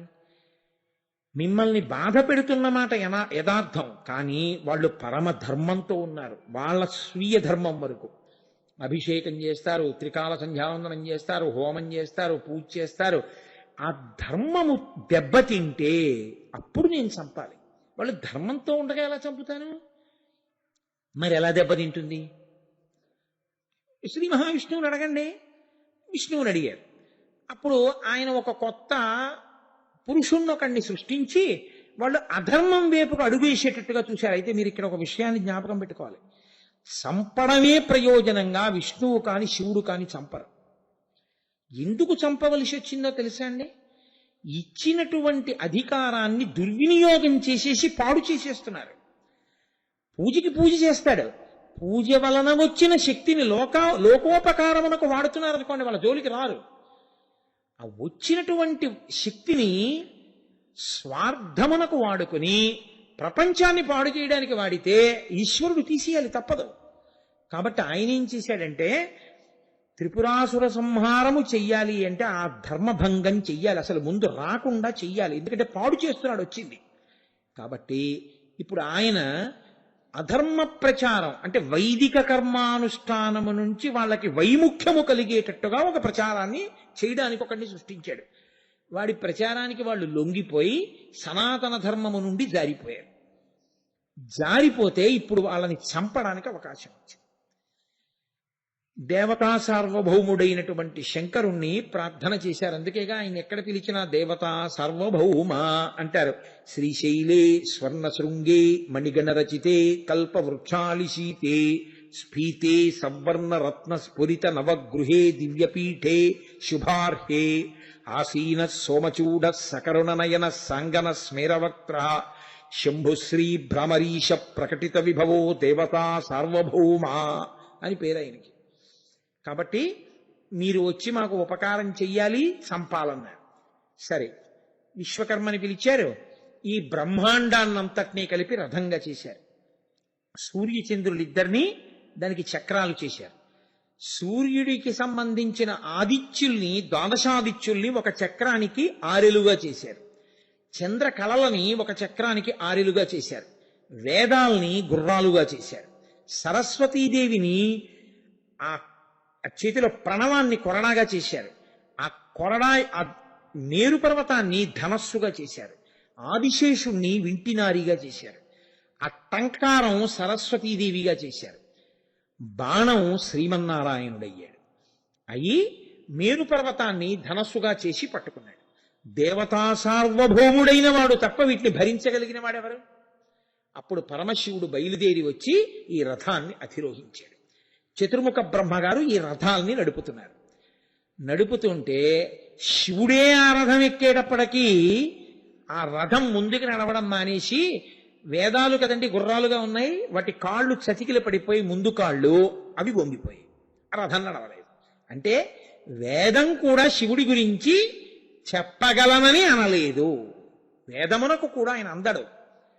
కాబట్టి ఇప్పుడు శ్రీ మహావిష్ణువే ఆ వృషభ రూపాన్ని దాల్చి రథాన్ని లాగారు. అందుకే బాణత్వం వృషభత్వమర్ధవపుషా భార్యాత్వమార్యాపతే ఘోనిత్వం సకితా మృదంగ వహతా చేత్యాది రూపం తదౌ తత్పాదే నయనార్పణంచ కృతవాం తద్దేహ భాగో హరి పూజ్యాత్ పూజ్యతరస్య ఏ మహిమ చేత్కో వా తదన్యోధికః అనేక రూపాలతో శ్రీ మహావిష్ణువు శివుణ్ణి సేవించినటువంటి కారణం చేత శరీరార్థ భాగం ఇచ్చి హరిహరమూర్తి వచ్చింది. కాబట్టి ఇప్పుడు ఆయన రథాన్ని లాగారు. వాళ్ళిద్దరు అలా ఒకరికొకరు ఎప్పుడూ సాయపడుతూనే ఉంటారు లోకరక్షణలో. ఇప్పుడు ఆయన ఆ బాణాన్ని గురి చూసి 1000 దివ్య సంవత్సరముల తరువాత పుష్కలావర్తక మేఘములు కురుస్తూ ఉండగా సరళ రేఖలోకి వచ్చి పుష్యమీ నక్షత్రంలో చంద్రుడుండగా అభిజిన్ ముహూర్తంలో బ్రహ్మగారు బ్రహ్మాండమనేటటువంటి రథాన్ని వేదములు గుర్రములుగా ఉండగా చేతిలో ప్రణవాన్ని కొరడాగా పట్టుకుని సరస్వతీదేవి వింటినారి యొక్క ధ్వని కాగా, మేరు పర్వతం ధనస్సు కాగా, ఆదిశేషుడు వింటినారి కాగా, శ్రీమన్నారాయణుడు బాణం కాగా, దేవతా సార్వభౌముడైన శంకరుడు 3వ కన్ను తెరిచి కాల్చవతల బారేస్తున్నాడు పురాణం. కాలుస్తుంటే లింగపురాణంలో అన్నారు, శ్రీమన్నారాయణుడు మొదలైన వాళ్ళు ప్రార్థన చేశారు. సోమశ్చ భగవాన్ విష్ణు కాలాగ్నిర్వాయురేవచ శరే వ్యవస్థిత దేవమూచు ప్రణమ్యతం దగ్ధమప్యత దేవేశ వీక్షణేన పురత్రయం అస్మద్ధితార్థం దేవేశ శరన్మోక్తుమిహార్హసి. ఈశ్వరా, నీ చేత్తో ముట్టుకోవాలని, వింటినారికి తగల్చాలని, నీ శక్తి మాలో పెట్టి వదలాలని మేము ఎప్పటి నుంచో ఎదురు చూస్తున్నాం. మీరు మీ 3వ కంటి మంటతో కాల్చేస్తే ఎలా? మమ్మల్ని ప్రయోగించండి అని అడిగారు. అప్పుడు ఆ శ్రీమన్నారాయణాత్మకమైనటువంటి ఆ బాణాన్ని తీసి వింటినారికి పెట్టి సంధించారు. ఆ బాణం వెళ్లి 3 పురములను ఒక్క క్షణంలో కాల్చేతర పారేసి 3 పురములు, 3 పురములలో ఉన్నవాళ్ళు త్రిపురాసురులు అందరూ నశించిపోయారు. లోకాలన్నీ ఉపశాంతి పొందాయి. కాబట్టి ఆయనకి త్రిపురాసురుడు, త్రిపురములను సంహరించినవాడు అని ఒక బిరుదునామ. పురారి, పురములకు శత్రువు. అయితే త్రిపురాసురుడైతే పురారి ఎందుకయ్యాడు? ఇప్పుడు అదే పని ఆయనకి ఇంక శత్రుత్వం పెట్టు కూర్చున్నాడా? ఎక్కడైనా ఆయన శత్రుత్వం పెట్టు కూర్చున్నట్టుందా? అసలు దీని ఆధ్యాత్మిక సమన్వయాన్ని మీరు బాగా అర్థం చేసుకుంటే నిత్య జీవితానుష్ఠానంలో బాగా మీరు పట్టుకోగలుగుతారు. కానీ ఆ స్థాయిని పొందడం మాత్రం పురారి యొక్క అనుగ్రహమే. ఆయన అనుగ్రహం చేతనే ఆ స్థాయిని చేరవలసి ఉంటుంది. పురములు ఎక్కడో ఉంటాయని మీరు అనుకోకండి. ఆ పురములు ఇక్కడే ఉంటాయి. స్థూల శరీరము, సూక్ష్మ శరీరము, కారణ శరీరము అని ఈ 3 పురములు కలిసే ఉంటాయి. బంగారుపురము, వెండిపురము, ఇనుపపురము. ఇవి ఎప్పుడు తిరుగుతూ ఉంటాయి. ఎందుకంటే ఇలాంటి శరీరాలు, ఎన్ని శరీరాలు పుచ్చుకుని జీవుడు తిరుగుతున్నాడో, ఏ లోకంలో పుట్టావో, ఎక్కడ తిరిగావో, ఎక్కడికి వెళ్ళావో, ఎక్కడికి వచ్చావో, ఇప్పుడు ఇక్కడ ఉన్నావో, వచ్చేసారి శరీరం పుచ్చుకుని ఏ లోకంలో ఉంటావో, ఎక్కడ తిరుగుతావో ఎవడికి తెలుసు. కాబట్టి తిరుగుతూనే ఉంటాయి. మీరు కొంచెం జాగ్రత్తగా పట్టుకోండి. స్థూల శరీరము అన్నదానికి అర్థం ఏమిటో తెలుసా అండి? ఇగో ఈ కాళ్ళు, చేతులు, కళ్ళు, ముక్కు, నోరు, ముఖము, లోపల ఉన్న మాంసము, రక్తము, ప్రేగులు, ఎముకలు, వీటినన్నింటినీ కలిపి స్థూల శరీరం అంటారు. సూక్ష్మ శరీరము అంటే ఇది కాదు. సూక్ష్మ శరీరము పంచ జ్ఞానేంద్రియముల యొక్క శక్తులను మనోబుద్ధి చిత్త అహంకారములు 4ంటినీ కలిపి సూక్ష్మ శరీరం అంటారు. స్థూల శరీరం నుంచి సూక్ష్మ శరీరం విడివడుతుంది. దానికి ఆ లక్షణం ఉంటుంది. మీరు అందుకే ఎప్పుడైనా చూడండి, ఆయన అలా చూస్తూ ఉంటాడు, అలా చూస్తూ అలా ఉండిపోతాడు. ఏంటండి అలా చూస్తూ ఉండిపోయారు అన్నారు అనుకోండి. మీరు ఆ ఇంజనీరింగ్ కాలేజీ డ్రెస్సు, ఆ పిల్ల అది చూస్తే, మా అమ్మాయి ఇంజనీరింగ్ చదువుకున్న రోజులు, అది బ్యాగ్ పట్టుకుని హడావిడిగా పరిగెత్తడం, అది టైం అయిపోతుంది అంటుంటే నేను ఎందుకే ఎప్పుడు టైం అయిపోయాక ఎడతామని దెబ్బలాడ్డం. నాన్నగారండి వెళ్లే ముందు దెబ్బలాడకండి నాన్నగారండి, పరీక్షకు వెళ్తున్నాను, విష్ ఆల్ ది బెస్ట్ అనండి, కానీ దెబ్బలాడకండి నాన్నగారండి అది అని నన్ను గదమాయించడం. నేను సరేలే శుభం భూయాత్ అనడం. అది గబగబా పరిగెత్తుకుంటూ వెళ్ళిపోయి మళ్ళీ కిందకెళ్ళి నాన్నగారండి హాల్ టికెట్ మర్చిపోయాను, బీరువాలో ఉంది, వెనక్కి రానని మళ్ళీ అదో నియమం. అప్పుడు నేను హాల్ టికెట్ పరిగెత్తుకెళ్ళి పట్టుకెళ్ళి ఇచ్చి, ఎందుకైనా మంచిదని చెప్పి నాకు భయం వేసి బస్సు వెళ్ళిపోతుందేమో పరీక్ష అంటోందని నా స్కూటర్ ఎక్కించు తీసుకెళ్లి బస్సు ఎక్కించడం. ఇవన్నీ జ్ఞాపకం రావడంలో ఆ ఇంజనీరింగ్ కాలేజీ డ్రెస్ వేసుకున్న పిల్లని చూసి అలా ఉండిపోయాను. నేను ఆ అమ్మాయిని చూస్తున్నానా, ఆ అమ్మాయిని చూడడంలో నా కూతురు జ్ఞాపకానికి వచ్చి, కూతురు, కదలికలు, మా ఇల్లు, హాల్ టికెట్, కిందకెళ్ళడం, నేను పైనుంచి మాట్లాడడం, ఇవన్నీ నాకు ఇక్కడ కనపడుతున్నాయి. అంటే సూక్ష్మ శరీరం స్థూల శరీరం నుంచి విడిపోయింది. ఈ కన్ను అక్కడ చూస్తున్నా, ఈ లోపలి కన్ను ఇంకోటి చూస్తోంది. ఈ మనసు ఇంకో దాన్ని పట్టుకుంటోంది. అంత నా శరీరం అక్కడున్నానన్న భ్రాంతిలో ఉన్నాను. ఇక్కడ ఎవరో అంటే మిమ్మల్నే అన్నాక ఏమి చెప్పండి అన్నప్పుడు బయటికి వచ్చానంటే విడిందా లేదా? సూక్ష్మ శరీరం స్థూల శరీరం నుంచి విడుతుంది, దాన్ని సూక్ష్మ శరీరం అంటారు. ఇందులో మీరు జ్ఞానేంద్రియ శక్తులు పట్టేసుకుంటారు కంటితో. నాతో కొంతమంది అంటూ ఉంటారు, రాత్రల్లా మీ ఉపన్యాసమే చెవుల్లో వినపడిందండి. అది ఎలా వినపడుతుంది? నీ లేనుగా పక్కన అంటే మనస్సు అంత పట్టేసుకుంటే చెవి ఏం చేస్తుందంటే ఇంకా అదే వాక్య నిర్మాణాన్ని అదే తీరుని తీసుకొచ్చి వినపడేటట్టు చేస్తూ ఉంటుంది. కాబట్టి అది సూక్ష్మ శరీరం యొక్క లక్షణం. ఇవి మీరు పట్టుకోగలరు. కానీ మనోబుద్ధి చిత్త అహంకారములు 4 గురించి నేను ఒక్క మాట చెప్తే మీరు బాగా పట్టుకుంటారని నా తాపత్రయం. మీకు తెలియదని కాదో వీరంతే. మనస్సుకుండే లక్షణం ఏమిటో తెలుసా అండి? ఎప్పుడూ కూడా ఏం చేస్తావు, ఎలా చేస్తావు, సంకల్పము ప్రత్యామ్నాయములను ఆవిష్కరిస్తూ ఉంటుంది. మీకు నేను ఒక ఉదాహరణ చెప్పాలంటే మనస్సు పరిస్థితి ఎలా ఉంటుందంటే, నేను ఇలా మంగళం చెప్పాను అనుకోండి, ఇలా దిగేద్దామా, ఇలా దిగుదామా, వెనక్కి దిగుదామా అంట. ఇలా దిగి వెళ్ళిపోవడం తేలిక కదా, 2 అడుగులు ఇలా కిందకి దిగి ఇలా వెళ్ళిపో కాదు. అలా దిగితే నీతో చెప్పించిన పార్వతీ పరమేశ్వరులకు ఒకసారి నమస్కారం చేయొచ్చు, పృష్ఠభాగం పెట్టి కూర్చున్నావు ఇప్పటిదాకా. ఒకసారి క్షమార్పణ చెప్పి తప్పలేదు స్వామి అని నమస్కారం చేసి దిగి అలా వెళ్ళు. ఇలా దిగి వెళ్ళిపడితే కొంచెం నువ్వు అది వాళ్ళకి క్షమార్పణ చెప్పడం కుదరదు కదా. అటు తిరుగు, ఒక సంకల్పం చెప్తుంది. బుద్ధి ఇటు దిగిపోవడమా అటు దిగిపోవడమా నిర్ణయం చేస్తుంది. అటు దిగి తిరుగు అంటుంది. అంటే నేనేం చేస్తాను, ఇలా అంటాను. అది దిగాక ఓ నమస్కారం చెయ్యి, అప్పుడు ఇలా అంటాను. ఇప్పుడు అలా పద అంటే అక్కడికి వెళ్ళిన తర్వాత మనసు ఓసారి ఆయన్ని పలకరించడం బాగుండదు, పాపం మన ఎందుకు చాలా ప్రీతి ఉన్నవారు, ఏమండే అని ఎవరితో పేరు పిలుస్తాను.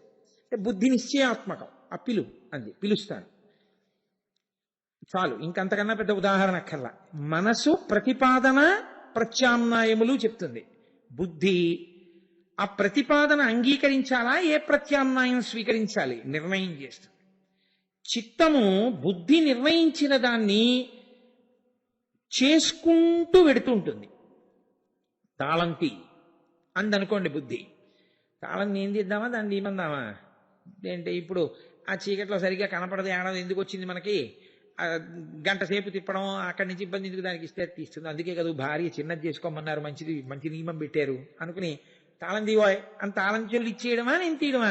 రోజు ఈ దిక్కుమాల బుద్ధి ఎందుకు, మనం దిగలమేమో చూద్దాం, పోను ప్రయత్నం చేద్దాం, అదేగా ఏమంటుంది. అది ఇటు నిర్ణయానికి వచ్చాననుకోండి, చిత్తం ఏం చేస్తుందంటే ఇప్పుడు తాళం చెవులు పుచ్చుకోవడం, తాళం కప్ప నడం చేత్తో పుచ్చుకోవడం, ఆ కన్నం ఎక్కడుందో చూడడం, చేబందులో పెట్టడం, తిప్పడం, ఇవన్నీ చిత్తం చేస్తుంది. ఇప్పుడు తాళం రావట్లేదు అనుకోండి, నీ మొహం ఇచ్చా నీకు సరిగా కనపడలేదు, అది అడు తిరిగిందో తాళం చెవి పెట్టడం నీకు కుదరట్లేదు, కానీ మీ ఆవిడికి ఇచ్చేయి, దానికి ఇచ్చేయి. ఇప్పుడు మళ్ళీ మనస్సు ఒక సంకల్పాన్ని, కొన్ని ప్రత్యామ్నాయాల్ని, అప్పుడు నువ్వు తీవాయ్ తాళం కనపట్టలేదు అని బుద్ధి నిర్ణయించింది. చిత్తం ఏం చేసింది, ఈ తాళం ఇందులోంచి తీసి మా ఆవిడికి ఇస్తుంది. చిత్తము చేస్తూ ఉంటుంది. అహంకారం పని ఏమిటో తెలుసా అండి? అంతా అయిపోయిన తర్వాత చూసా తాళం బాగానే తీశాను, నేనే నేను నేను నేను అహం, దాంట్లో ఉన్నదే కారం. ఎప్పుడు నేను చేశాను. అందుకే అది ఏం చేస్తుందో తెలుసా అండి? చేయలేకపోయినప్పుడు మనం అంటుంది, చేసినప్పుడు నేనండి. ఏమంటే కొంచెం ఈ ఉపకారం చేసి పెడతారు ఏంటండి, మీకు ఆయన ఎవరో తెలుసు కదా, ఓ మాట చెప్తారా అండి అన్నారు అనుకోండి. నాకు ఆయన తెలియరండి, నా మాట ఏమో ఆయన వినరే అని చెప్పాలంటే మొహమాటం. ఆయన మనకి తెలియరండి అంటాడు. మనకి తెలియరండి అంటే నీకు తెలుసా అని అడిగారు, నీకు తెలుసో తెలీదో చెప్పు చాలు. అహంకారం. అక్కడ అవమానమును ఒక్కడు సర్దుకోడు, 10 మందితో కలిసి పనిచేసుకుందామని మనకి తెలియదండి అంటాడు. మనకి తెలియదు ఏంటి? అహంకారం ఎలా ఉంటుందో తెలుసా అండి? అది ఒంటిని ఎంత పడుతుందంటే, భార్య కాఫీ తీసుకొచ్చి అక్కడ పెట్టి పేపర్ తర్వాత చదువుదురు కానీ చల్లారిపోతుంది, కాఫీ తాగేయండి అంటుంది. వీడు ఇలా చదివి ఇంకొక 3 రన్స్ దగ్గర ఎలా పాడు చేశారో చూడంటాడు, అంతే ఆ కాఫీ ఒలిగిపోతుంది. ఇప్పుడు ఆవిడ లోపల నుంచి వంపేశారా అంటుందేమో అని, ఏమో కాఫీ ఒలిగిపోయిందంటే, కాఫీ ఒలిగిపోయిందని వంపించావా, ఏమో కాఫీ వంపించాను అందవు. అలా అంటే తర్వాత పరిణామములకు సిద్ధం కాలేడు. అందుకని కాఫీ ఒలికిపోయింది అంటాడు. కాఫీ ఒలికిపోవడం ఏంటి? కాలు జారిపోయిందండి అంటాడు. కాలు జారిపోయిందా? మరి నడిచినప్పుడు నేను నడిచానన్నా నేను చూసుకోలేదండి, నేను చూసుకోకుండా అరటిపండు తొక్క మీద కాలు వేయడం వల్ల ఈ కాలు జారింది అని చెప్తాడని మీరు అనుకున్నారా? కాలు జారిపోయింది అంటాడు. కాలు జారిపోవడం ఏంటి అంటే జీవుడి మీదకి రాకుండా చూసుకుంటుంటాడు. తనకి తాను కూడా ద్రోహం చేసుకునేంత స్థితిలోకి అంటుకుపోతుంది అహంకారం. అందుకే ఈ వ్యగ్రత, ఈ ఆవిష్కరణ ప్రతి మాటలో మీకు కనపడుతుంటుంది. అది అహంకారం. ఇంతకన్నా ఇప్పుడు నేను దానికి పెద్ద వివరణ అక్కర్లేదు. ఇక అక్కడ వరకు పట్టుకోండి చాలు. కాబట్టి మనోబుద్ధి చిత్త అహంకారములు జ్ఞానేంద్రియ శక్తుల్ని పట్టుకుని విడుతుంది సూక్ష్మ శరీరం. ఇది ఒకటి. స్థూల శరీరం ఈ పైది కారణ శరీరం అని ఒకటి ఉంటుంది. అది మీకు తేలిగ్గా అర్థం అవడానికి ఇప్పటి వరకు మీరు ఏమని వినవలసి ఉంటుందంటే జీవుడు అని వినండి చాలు. జీవుడు అన్నవాడు ఏం చేస్తాడంటే ఈ రెండిటిని తొడుక్కుంటాడు. అందుకే మహాభినిష్క్రమణము అని ఓ మాట అంటారు. అప్పుడే 2 కన్నాలు వస్తాయి. మిగిలినప్పుడు 9 రంధ్రాలే చెప్తారు. వాంగ్మయంలో ఎప్పుడైనా దీనికి ఎన్ని రంధ్రాలు ఉన్నాయి అని అడిగారు అనుకోండి, 9 రంధ్రాలు ఉన్నాయంటారు. 2 ముక్కు కన్నాలు, 2 కళ్ళు కన్నాలు 4, 2 చెవులు 6, నోరు 7, మలద్వారం 8, మూత్రద్వారము 9. ఇది కాకుండా 2 రంధ్రాలు ఉంటాయి. ఒకటి జనన సమయంలో మూసేస్తాడు ఈశ్వరుడు, బొడ్డు నాభి. 11వది నువ్వు వెళ్ళిపోయేటప్పుడు తెరుచుకుని వెళ్ళిపోనిస్తాడు, బ్రహ్మరంధ్రం. ఇది తెరుచుకుని ఎలా వెళ్ళాలో వచ్చిందనుకోండి, అది ఈశ్వరానుగ్రహం ఉంటేనే వస్తుంది. అది ఈశ్వరానుగ్రహం ఉంటే అట్నుంచి ఎడతాడు, అప్పుడు తెరుచుకుంటుంది. అందుకే బ్రహ్మరంధ్రం చిట్లిందండి అంటారు. అది చిట్లకుండా వెళ్ళాడంటే పనికిమాలిన జీవితం గడిపాడు, మళ్ళీ వస్తాడని గుర్తు. అందుకని చిట్లిపోయే వరకు శ్మశానంలో ఎదురు చూస్తారు. టాప్ అని చప్పుడు చేస్తుంది, స్నానం చేసి వెళ్ళిపోండి అంటే. వెళ్ళిపోయేటప్పుడు ఈ విడుదల బాగా తెలుస్తుంది. స్థూల శరీరంలోంచి సూక్ష్మ శరీరం ఏం చేస్తుందంటే ముందు కంటిలో శక్తిని లాగేస్తుంది, చెవిలో వినికిడి శక్తిని లాగేస్తుంది, ముక్కులో వాసన చూసే శక్తిని లాగేస్తుంది. లాగేసి మనసులోకి తీసుకుంటుంది. మనసు ఉంటుంది, తెలుసుకుంటూ ఉంటుంది. వాడు నోట్లో నీళ్లు పోస్తున్నాడు రోయ్, వీడు అరుస్తున్నాడు రోయ్, అన్నీ తెలుస్తాయి. కానీ ఇవి ప్రతిస్పందించవు.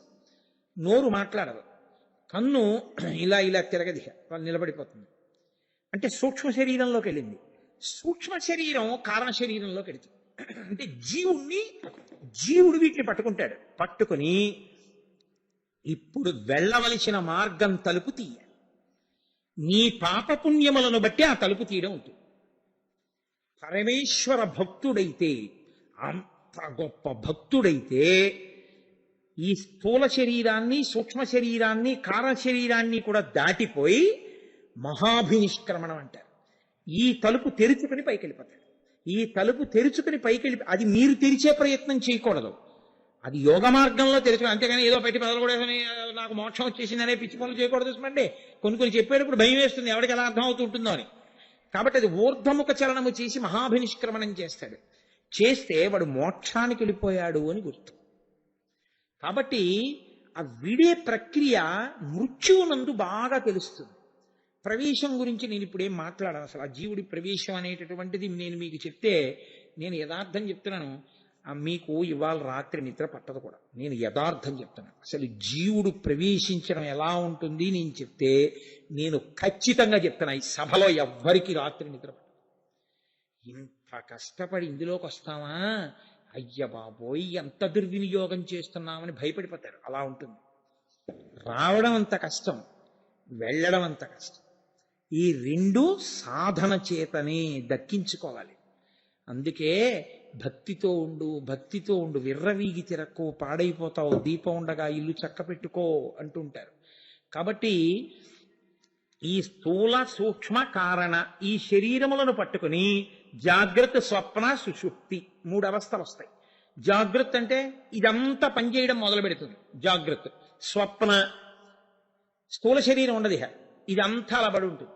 దీన్ని ముట్టుకోండి తెలియదు, దీని మీద లడ్డు పెట్టండి తెలియదు, కళ్ళ ఎదురుగుండా కొడుకు వచ్చి నిలబడినవ్వండి తెలియదు, నిద్రపోతున్నాయన్ని.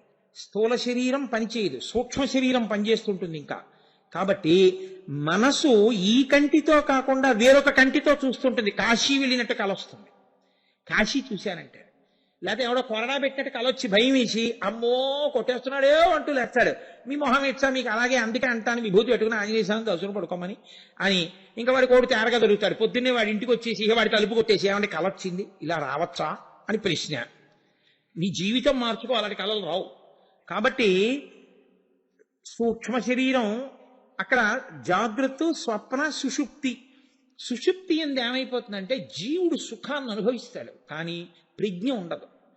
కారణ శరీరంలో జీవుడు ఉంటాడు. లేకపోతే చచ్చిపోయిన వాడికి నిద్రపోయిన వాడికి తేడా ఏమన్నా చెప్పండి. చచ్చిపోయిన వాడు కదలడు, వీడు కదలడు. వీడి ముందు మీరు వెళ్ళి నిలబడితే తెలియదు, వాడికి తెలియదు.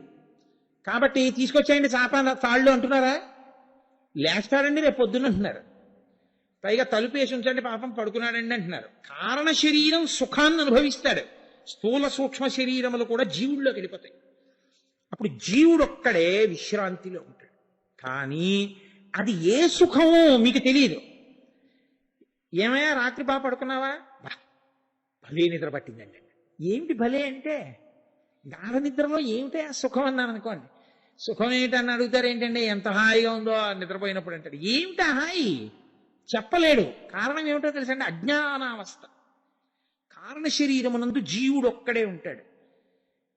అందుకే జాగ్రత్త, స్వప్న, సుషుప్తి దేనికి ఫలితాలంటే జాగ్రత్త స్థూల శరీరానికి. అలా అది ఆ అన్వయం ఉంచండి.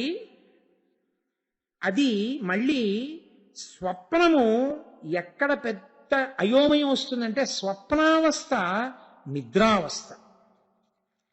స్వప్నావస్థ సృష్టి అవస్థ. సృష్టి, స్థితి, లయ మూడు ఉంటాయి కదండి. సృష్టి జాగృతిలో వస్తుంది. అంటే అన్ని కదులుతాయి కాబట్టి సృష్టి, అన్ని కదులుతాయి కాబట్టి స్థితి. తెలుసుకుంటూ ఉంటాడు, ఇది ఉంది, అది లేదు, దీన్ని ఇలా పెట్టుకుందాం, దీన్ని ఇలా పెట్టుకుందాం, స్థితిలో ఉంటాడు. లేనిది కల్పిస్తే కదా కొత్తగా ఏదైనా తీసుకొస్తే సృష్టి. సృష్టి ఎప్పుడు చేస్తాడో తెలుసా అండి? స్వప్నంలో చేస్తాడు. కాశీ అక్కడ లేదు, కాశీని తెస్తాడు. శివలింగం అక్కడ లేదు, శివలింగం తెస్తాడు. కొరనాకు పెట్టి కొడుతున్నవాడు లేడు, తీసుకొస్తాడు. వాడికి ఆకలి లేదు, ఆకలి అవుతున్నట్టు ఉంటాడు. మేడ నుంచి పడిపోయాను అనుకుంటాడు, మంచం నుంచి కింద పడిపోతాడు. తాను మరుగుదొడ్లోకి వెళ్ళి మూత్ర విసర్జన చేస్తున్నాను అనుకుంటాడు, మంచం మీద పోసేస్తాడు. నేను యథార్థం చెప్తున్నాను మీకు. ఎందుకు పోసేస్తారో తెలుసా అండి? తాను మరుగుదొడ్లో ఉన్నాను అనుకుంటాడు. అంటే సృష్టి అలాంటి స్థితి ఏర్పడుతుంది. మూత్ర విసర్జన చేస్తాడు. కాశీ వెళ్ళాను అనుకుంటాడు, పొంగిపోతుంటాడు.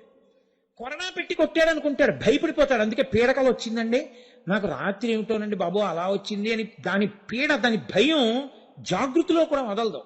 దాని స్వప్నము సృష్టి, లయ, ఏమీ తెలియకుండా సుఖనిద్ర కారణ శరీరం, గాఢ నిద్ర సుషుప్తి. అందుకని జాగృతి, స్వప్న, సుషుప్తి, స్థూల సూక్ష్మ కారణ ఇన్ని రకాలుగా సృష్టి, స్థితి, లయ మూడుగా తిరిగడమే తప్ప అసలు ఈ మూడుని దాటి నాలుగుకి వెళ్ళగలిగిన వాడు ఉండడు. అందుకే ఉపనిషత్తు ఏమందంటే పురత్రయే క్రీడతి యస్య జీవాః తతస్తు జాతం సకలం విచిత్రం అని. వీడి మూడులో తిరగడం వల్ల ప్రపంచం వచ్చింది. ఈ మూడు దాటి నాలుగు కెడితే ప్రపంచం లేదు, నిష్ప్రపంచం. విశ్వందర్పణ దృశ్యమాన నగరీ తుల్యం నిజాంతర్గతం అంటారు శంకర భగవత్పాదులు. ఎన్నేళ్లు బతికాడన్నది కాదు, లేచి తిరిగాడు, పడుకున్నాడు, గాఢ నిద్రపోయాడు, అంతే విభాగం.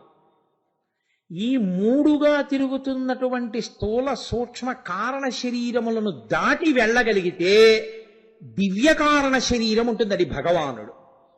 ఈ మూడిటి అజ్ఞానంతో కొన్ని కోట్ల సంవత్సరముల నుంచి అనేక కోట్ల జన్మలెత్తి తిరుగుతున్న జీవుడి యొక్క స్థితిని జ్ఞానము చేత పరిపక్వం చేసి ఈ మూడు కాదురా, ఈ మూడు దాటితే పరమేశ్వరుడే ఒక్క బాణంతో కొడతాడు ఆయన. ఒక్క బాణం ఆయన ఇచ్చే జ్ఞానం. ఆయన జ్ఞానం ఇచ్చేశాడా, ఇక ఆ జ్ఞానికి అంతటా ఈశ్వరుడే. ఇది నిద్రపోతోందంటాడు, ఇది లేచిందంటాడు, ఇది తిరుగుతోందంటాడు, దీనికి కలొచ్చిందంటాడు తప్ప దీని నిద్రకి, దీని కలకి, దీని తిరగడానికి ఆయన సాక్షి తప్ప ఆయనకి దీనితో సంగము లేదు. అది త్రిపురాసుర సంహారము. ఆ స్థితి పొందాలి అంటే కనీసం ఎప్పుడో అప్పుడు ఎక్కడో అక్కడ ఓ ఇలా ఉంటుందన్నమాట, అసలు వ్యవస్థ అన్నమాట తెలుసుకోవాలి. అసలు ఆ వేదాంత వ్యవస్థ ఎప్పుడో అప్పుడు అసలు మీకు అవగతం కాలేదనుకోండి, అంతకన్నా అన్యాయం ఇంకోటి ఉండదు. అప్పుడు ఏమవుతుందంటే ఇంకా ఆ తిరగడమే సంతోషంగా ఇదే సత్యం అనుకుని తిరుగుతూ ఉంటాడు. అందుకని ఈ 3 అవస్థలు దాటి 4వ అవస్థకి వెళ్ళగలిగితే ఆ 4వ అవస్థ మీరు వెళ్ళగలిగినది కాదు. అది కేవలం ఆ పరమేశ్వరుడి యొక్క అనుగ్రహం ఎవరికి ఉంటుందో వాళ్ళు మాత్రమే 3 మీద ఉన్నవన్నీ దాటేస్తారు. ఇంకా జాగ్రత్త, స్వప్న, సుషుప్తి ఉండవు, స్థూల సూక్ష్మ కారణ ఉండవు, సృష్టి స్థితి లయ ఉండవు, భూత భవిష్యత్ వర్తమాన ఉండవు. త్రిపురముల మీద 3 మీద తిరిగితే త్రిపుర సుందరి మాయ తిప్పుతోంది, దాటాడు, త్రిపురాంతకుడు ఈశ్వరుడయ్యాడు. అహం బ్రహ్మాస్మి. ఆ స్థితిలో పరమేశ్వరుడై జ్ఞాని అయి సాక్షిగా నిలబడిపోతాడు. ఆ నిలబడగలిగినటువంటి స్థితి కోట్ల కోట్ల కోట్ల కోట్ల మందిలో ఏ ఒక్కడో పొందుతాడు. అలా పొందాలన్న ఆర్తి మొదలైతే, శ్రవణము మొదలు పెడితే, భక్తితో ప్రారంభం చేస్తే ఆ కోట్ల కోట్ల కోట్ల మందిలో ఆ ఒక్కడు ఈ సభలోనే ఉండి ఉండవచ్చు. కాబట్టి ఆ ఈశ్వరానుగ్రహం కోసం భక్తితో కర్మాచరణం చేస్తే ఆ ఈశ్వరుడు ఏం చేస్తాడంటే 3టిని దాటిస్తాడు. దాటించి బ్రహ్మరంధ్ర భేదనం చేయించి ఈశ్వర సాక్షాత్కారంతో ఈశ్వరుడిలో కలిసి ఈశ్వరుడిగా వెళ్ళిపోతాడు. ఇక ఆయనకి మళ్ళీ జన్మ ఉండదు. ఆయన అలా ఉండగలిగిన వాడు సావు తర్వాత మోక్షం కాదు, ఆ జ్ఞానం కలిగిన తర్వాత ఇక సాక్షిగా నిలబడిపోతాడు. ఆయన ఏ కష్టమునకు ఆయనకి కష్టం కాదు. మనం ఏం చేస్తాం, దీని మీద కురిపేసింది అనుకోండి, చాలా బాధగా ఉందండి, నాకు కురిపేసిందండి అంటాం. జ్ఞాని ఏమంటారో తెలుసా అండి, దీనికి కురిపేసిందండి, ఇది చాలా బాధపడుతోంది అంటే మరి దీనికి కురిపేస్తే నీకు కురిపేయలేదా? నాకు కురిపేంటి, నా కురుపులు అవి ఏమి వెయ్యో, నేను ఆత్మ, దీనికి కురిపేసింది పాపం, ఇది బాధపడుతోంది దుష్మండి. అందుకే రమణ మహర్షికి సర్కోమా వచ్చింది. ఆయన మోచేతి మీద పుండు పుట్టింది, పుట్టి నెత్తురు అలా కారుతూనే ఉంటుంది. ఎంత నిప్పు, ప్రపంచంలో ఉన్న నెప్పినంతటినీ రాశీభూతం చేసో చోట పెడితే దానికే సర్కోమా అని పేరు. అంత నిప్పి. ఆయన దగ్గరికి వచ్చి ఆయన అంతేవాసులు, భగవన్ మీకు పుండు పుట్టింది అన్నారు. అంటే ఆయన అన్నారు తప్పు, పుండుకి పుండు పుట్టింది అన్నారు. పుండుకి పుండు పుట్టడం ఏంటి మరి? పుండేది ఈ పుండు పుట్టడానికి? ఇదే పుండు. అయ్యయ్యో ఇది పుండేమిటి? అవును, ఇది బాధ అన్నదానికి సుఖము. సుఖము బాధ. సుఖంగా ఉండి సుఖం ఆగిపోతేనే బాధ. సుఖం అన్నది తెలియకపోతే బాధే సుఖం కదండి. ఇప్పుడు ఈ ఫ్యాను నాకు బాగా ఎరుకలో ఉంది, అది ఆగిపోయింది, నాకు దుఃఖం. అసలు ఫ్యాన్ అంటే ఏంటో నాకు తెలియదు, నాకు ఎప్పుడు సుఖం. ఓహో ఫ్యాన్ ఒకటి ఉంటుంది, గాలి ఒకటి ఉంటుంది, నాకేం తెలియదుగా, ఇలాగే ఉంటుంది, ఎప్పుడు సుఖంగానే ఉంటాను కదా. కాబట్టి సుఖము దుఃఖమే, సుఖము బాధయే, బాధ బాధయే. రెండులే, ఉన్నది ఒకటే. సుఖము దుఃఖమునకే కారణము, రెండు కాదు. కాబట్టి పుండుకి పుండు పుట్టినది, నాకు పుండు పుట్టడం ఏంటి? నేను ఆత్మని, ఆత్మకి పుళ్ళు ఉండవు, ఆత్మకు పుళ్ళు పుట్టవు. అది 3 కాలముల యందు ఉంది. రాత్రి బాగా నిద్రపట్టిందా భగవాన్ అంటే ఆయననేవారు, రాత్రి ఇది బాగా నిద్రపోయింది. మీరు నాకు నిద్ర ఏంటి? ఆత్మ నిద్రపోదు, నేను తెలివిగానే ఉన్నాను నేను. అందుకే చమత్కారం ఏమిటో తెలుసా అండి, ఎక్కడో అమెరికా సంయుక్త రాష్ట్రాల్లో ఉన్నటువంటి ఒక సముద్రపుటొడ్డున ఉన్న ఒక కుగ్రామంలో చేపలు పట్టుకునేటటువంటి 2 భార్యాభర్తలు ఎక్కడో తిరువన్నామలైలో ఉన్నటువంటి రమణ మహర్షి గురించి విని వెళ్ళి ఆయన దర్శనం చేసుకోవాలని చేపలు పట్టి అమ్మగా వచ్చినటువంటి డబ్బులో ప్రతిరోజు కొన్ని డబ్బులు ఆ పడవ పక్కన ఓ సంచి పెట్టి అందులో వేసి డబ్బు దాచుకుని చాలా సంవత్సరాలు అలా శ్రమించి వాళ్ళు ఆ డబ్బుని మార్చుకుని పాస్పోర్ట్ తెచ్చుకుని, వీసా తెచ్చుకుని, వాళ్ళు విమానం ఎక్కి భారతదేశం వచ్చి చెన్నైలో దిగి రైలు ఎక్కి తిరువన్నామలై చేరుకుని ఆ తిరువన్నామలైలో వెతుక్కుంటూ రమణ మహర్షి ఆశ్రమానికి వెళ్ళారు. ఆయన ఇలా కూర్చుని ఉన్నారు. వాళ్ళిద్దరూ లోపలికి వస్తున్నారు. వాళ్ళకి పెద్ద ఏమి తెలుసు, సంస్కృతి సంప్రదాయాలు తెలియగా వాళ్ళు ఆయన్ని చూస్తూనే మనం కలలు కన్న భగవాన్ ఈయనే అని నమస్కారం చేశారు. ఆయన అన్నారు, పక్క వాళ్ళు చెప్పారు ఇంగ్లీష్లో, ఏమి నన్ను చూడాలని ఇంతకాలం నుంచి సముద్రంలో చేపలు పట్టి కష్టపడి డబ్బు దాచి అంత దూరం నుంచి వచ్చారుగా, నన్ను చూస్తే సంతోషంగా ఉందా అన్నారు. వాళ్ళిద్దరు తెల్లబోయారు. ఎలా తెలిసిందని. వాళ్ళు ఇప్పటివరకు ఇండియాలో దిగాక ఎవరికి చెప్పలా, అలా కష్టపడి వచ్చామని. మరి రమణ మహర్షికి ఎలా తెలిసింది? అఖండాత్మ, అందులో ఉన్న ఆత్మ ఇందులో ఉన్న ఆత్మ ఒకటే అయినప్పుడు అందులో ఉన్నది ఇందులో తెలియకుండా ఎలా ఉంటుంది? ఈ జేబులో 10 రూపాయలు ఈ జేబులో 10 రూపాయలు ఉన్న నాకు తెలుస్తుందా? తెలియదా ఇందులో 10 రూపాయలున్నాయి ఇందులో 10 రూపాయలున్నాయని? సీక్రెట్ పాకెట్లో 100 ఉన్నాయని కూడా తెలుస్తుందిగా, మీకు తెలియదు. కానీ అలా ఆత్మకు అందరిలో ఉన్న ఆత్మ ఒకటే అయినప్పుడు దాని ఆలోచనలు దాని ఆలోచనలు దాని ఆలోచనలు అన్నీ దీనికి తెలుస్తుంటాయి కదండి. అఖండము, అనంతము, ఆకాశము, ఏకము, ఆ స్థితికి చేరిపోయిన వారికి అన్నీ తెలుస్తాయి. అందుకే వారు సమస్త జీవులలో బాధలు తెలుసుకుంటారు. ఆయన ఓ రాత్రి వేళ 10 గంటలకి అకస్మాత్తుగా మల విసర్జన చేయవలసి వచ్చింది. బాగా పెద్దవారు అయిపోయారు. నిజంగా ఆయన అలా చేయవలసి వచ్చిందో లేదో అనుగ్రహించడానికో, ఓ అంతేవాసి చేయి పట్టుకుని తీసుకెళ్లి బాగా పొదలా ఉన్న చోటికి తీసుకెళ్లారు. భగవన్ ఇక్కడ నిలబడతానన్నారు. నిలబడు. ఆయన పొదలోకి వెళ్ళారు. వెళ్ళిన తర్వాత అక్కడ చప్పుడు మొదలైంది. ఎవరో వచ్చి నాకుతున్నట్టు నాలుకతో నాకుతున్న చప్పుడు వినపడుతోంది. ఈయన ఏమిటి, ఎవరో నాలుకతో నాకుతున్న చప్పుడు అవుతోంది, భగవన్ మాట ఏమో. ఈయనేమో నా కోసం ఎదురు చూస్తున్నారా, పగటి పూట అయితే మిమ్మల్ని ఎవరు రానివ్వరా, మిమ్మల్ని రాళ్లు పెట్టి కొడతారా, అందుకని ఒక్కసారి చూసి వెళ్ళిపోదామని వచ్చారా, మీరు చాలా బాధలో ఉన్నారు, ప్రశాంతంగా వెళ్ళిపోదురు కానిలేండి, ఇంకా మీరు మళ్ళీ రావక్కర్లేదు, అరుణాచలంలోగా శరీరం వదులుతున్నారు, ఈశ్వరుని యందు కలిసిపోతారు అని మాట్లాడుతున్నారు. అవతలేమో ఎవరో నాకుతున్న చప్పుడు వస్తోంది. ఏమిటి మాట్లాడతారు కానీ నాకుతున్నారు ఏమిటి, ఈయన మాట్లాడుతున్నారు, దగ్గరికి వెడితే బాగుండదు. కాసేపు ఆగి ఆయన వచ్చేసారు. భగవన్ మీరు మాట్లాడుతున్నారు, ఎవరో నాకుతున్నారు, ఎవరన్నారు? మీ అందరూ కనపడితే చాలు ఒంటి మీద ఈగవాలినా అంటుకుంటుందేమో అని భయపడతారే, ఒక ఒళ్ళంతా గజ్జి పట్టేసిన కుక్క, మీ దృష్టిలో కుక్క అని మీరు పిలిచేటటువంటి వారు ఉన్నారే, వారు శరీరం వదిలిపెట్టేయడానికి సమయం ఆసన్నం అయిపోయింది. వారు వచ్చారు ఒకసారి చూడాలి నన్నని.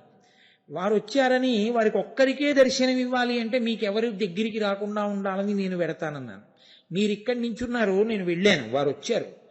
వారు ప్రేమతో ఇన్నాళ్ళకి నేను కనపడ్డానని నన్ను నాకుతున్నారు, దీన్ని నాకుతున్నారు. వారు అనంతమునందు కలిసిపోయే సమయం ఆసన్నమైంది కాబట్టి వారిని మీరు బెంగ పెట్టుకోకండి, మీరు వచ్చారు మీ కొరకే వచ్చాను అని వారితో మాట్లాడాను. వారు అరుణాచలమునందు కలిసిపోయారు, రండి మనం కూడా వెడదాం అని ఆయన లోపలికి వెళ్ళిపోయారు.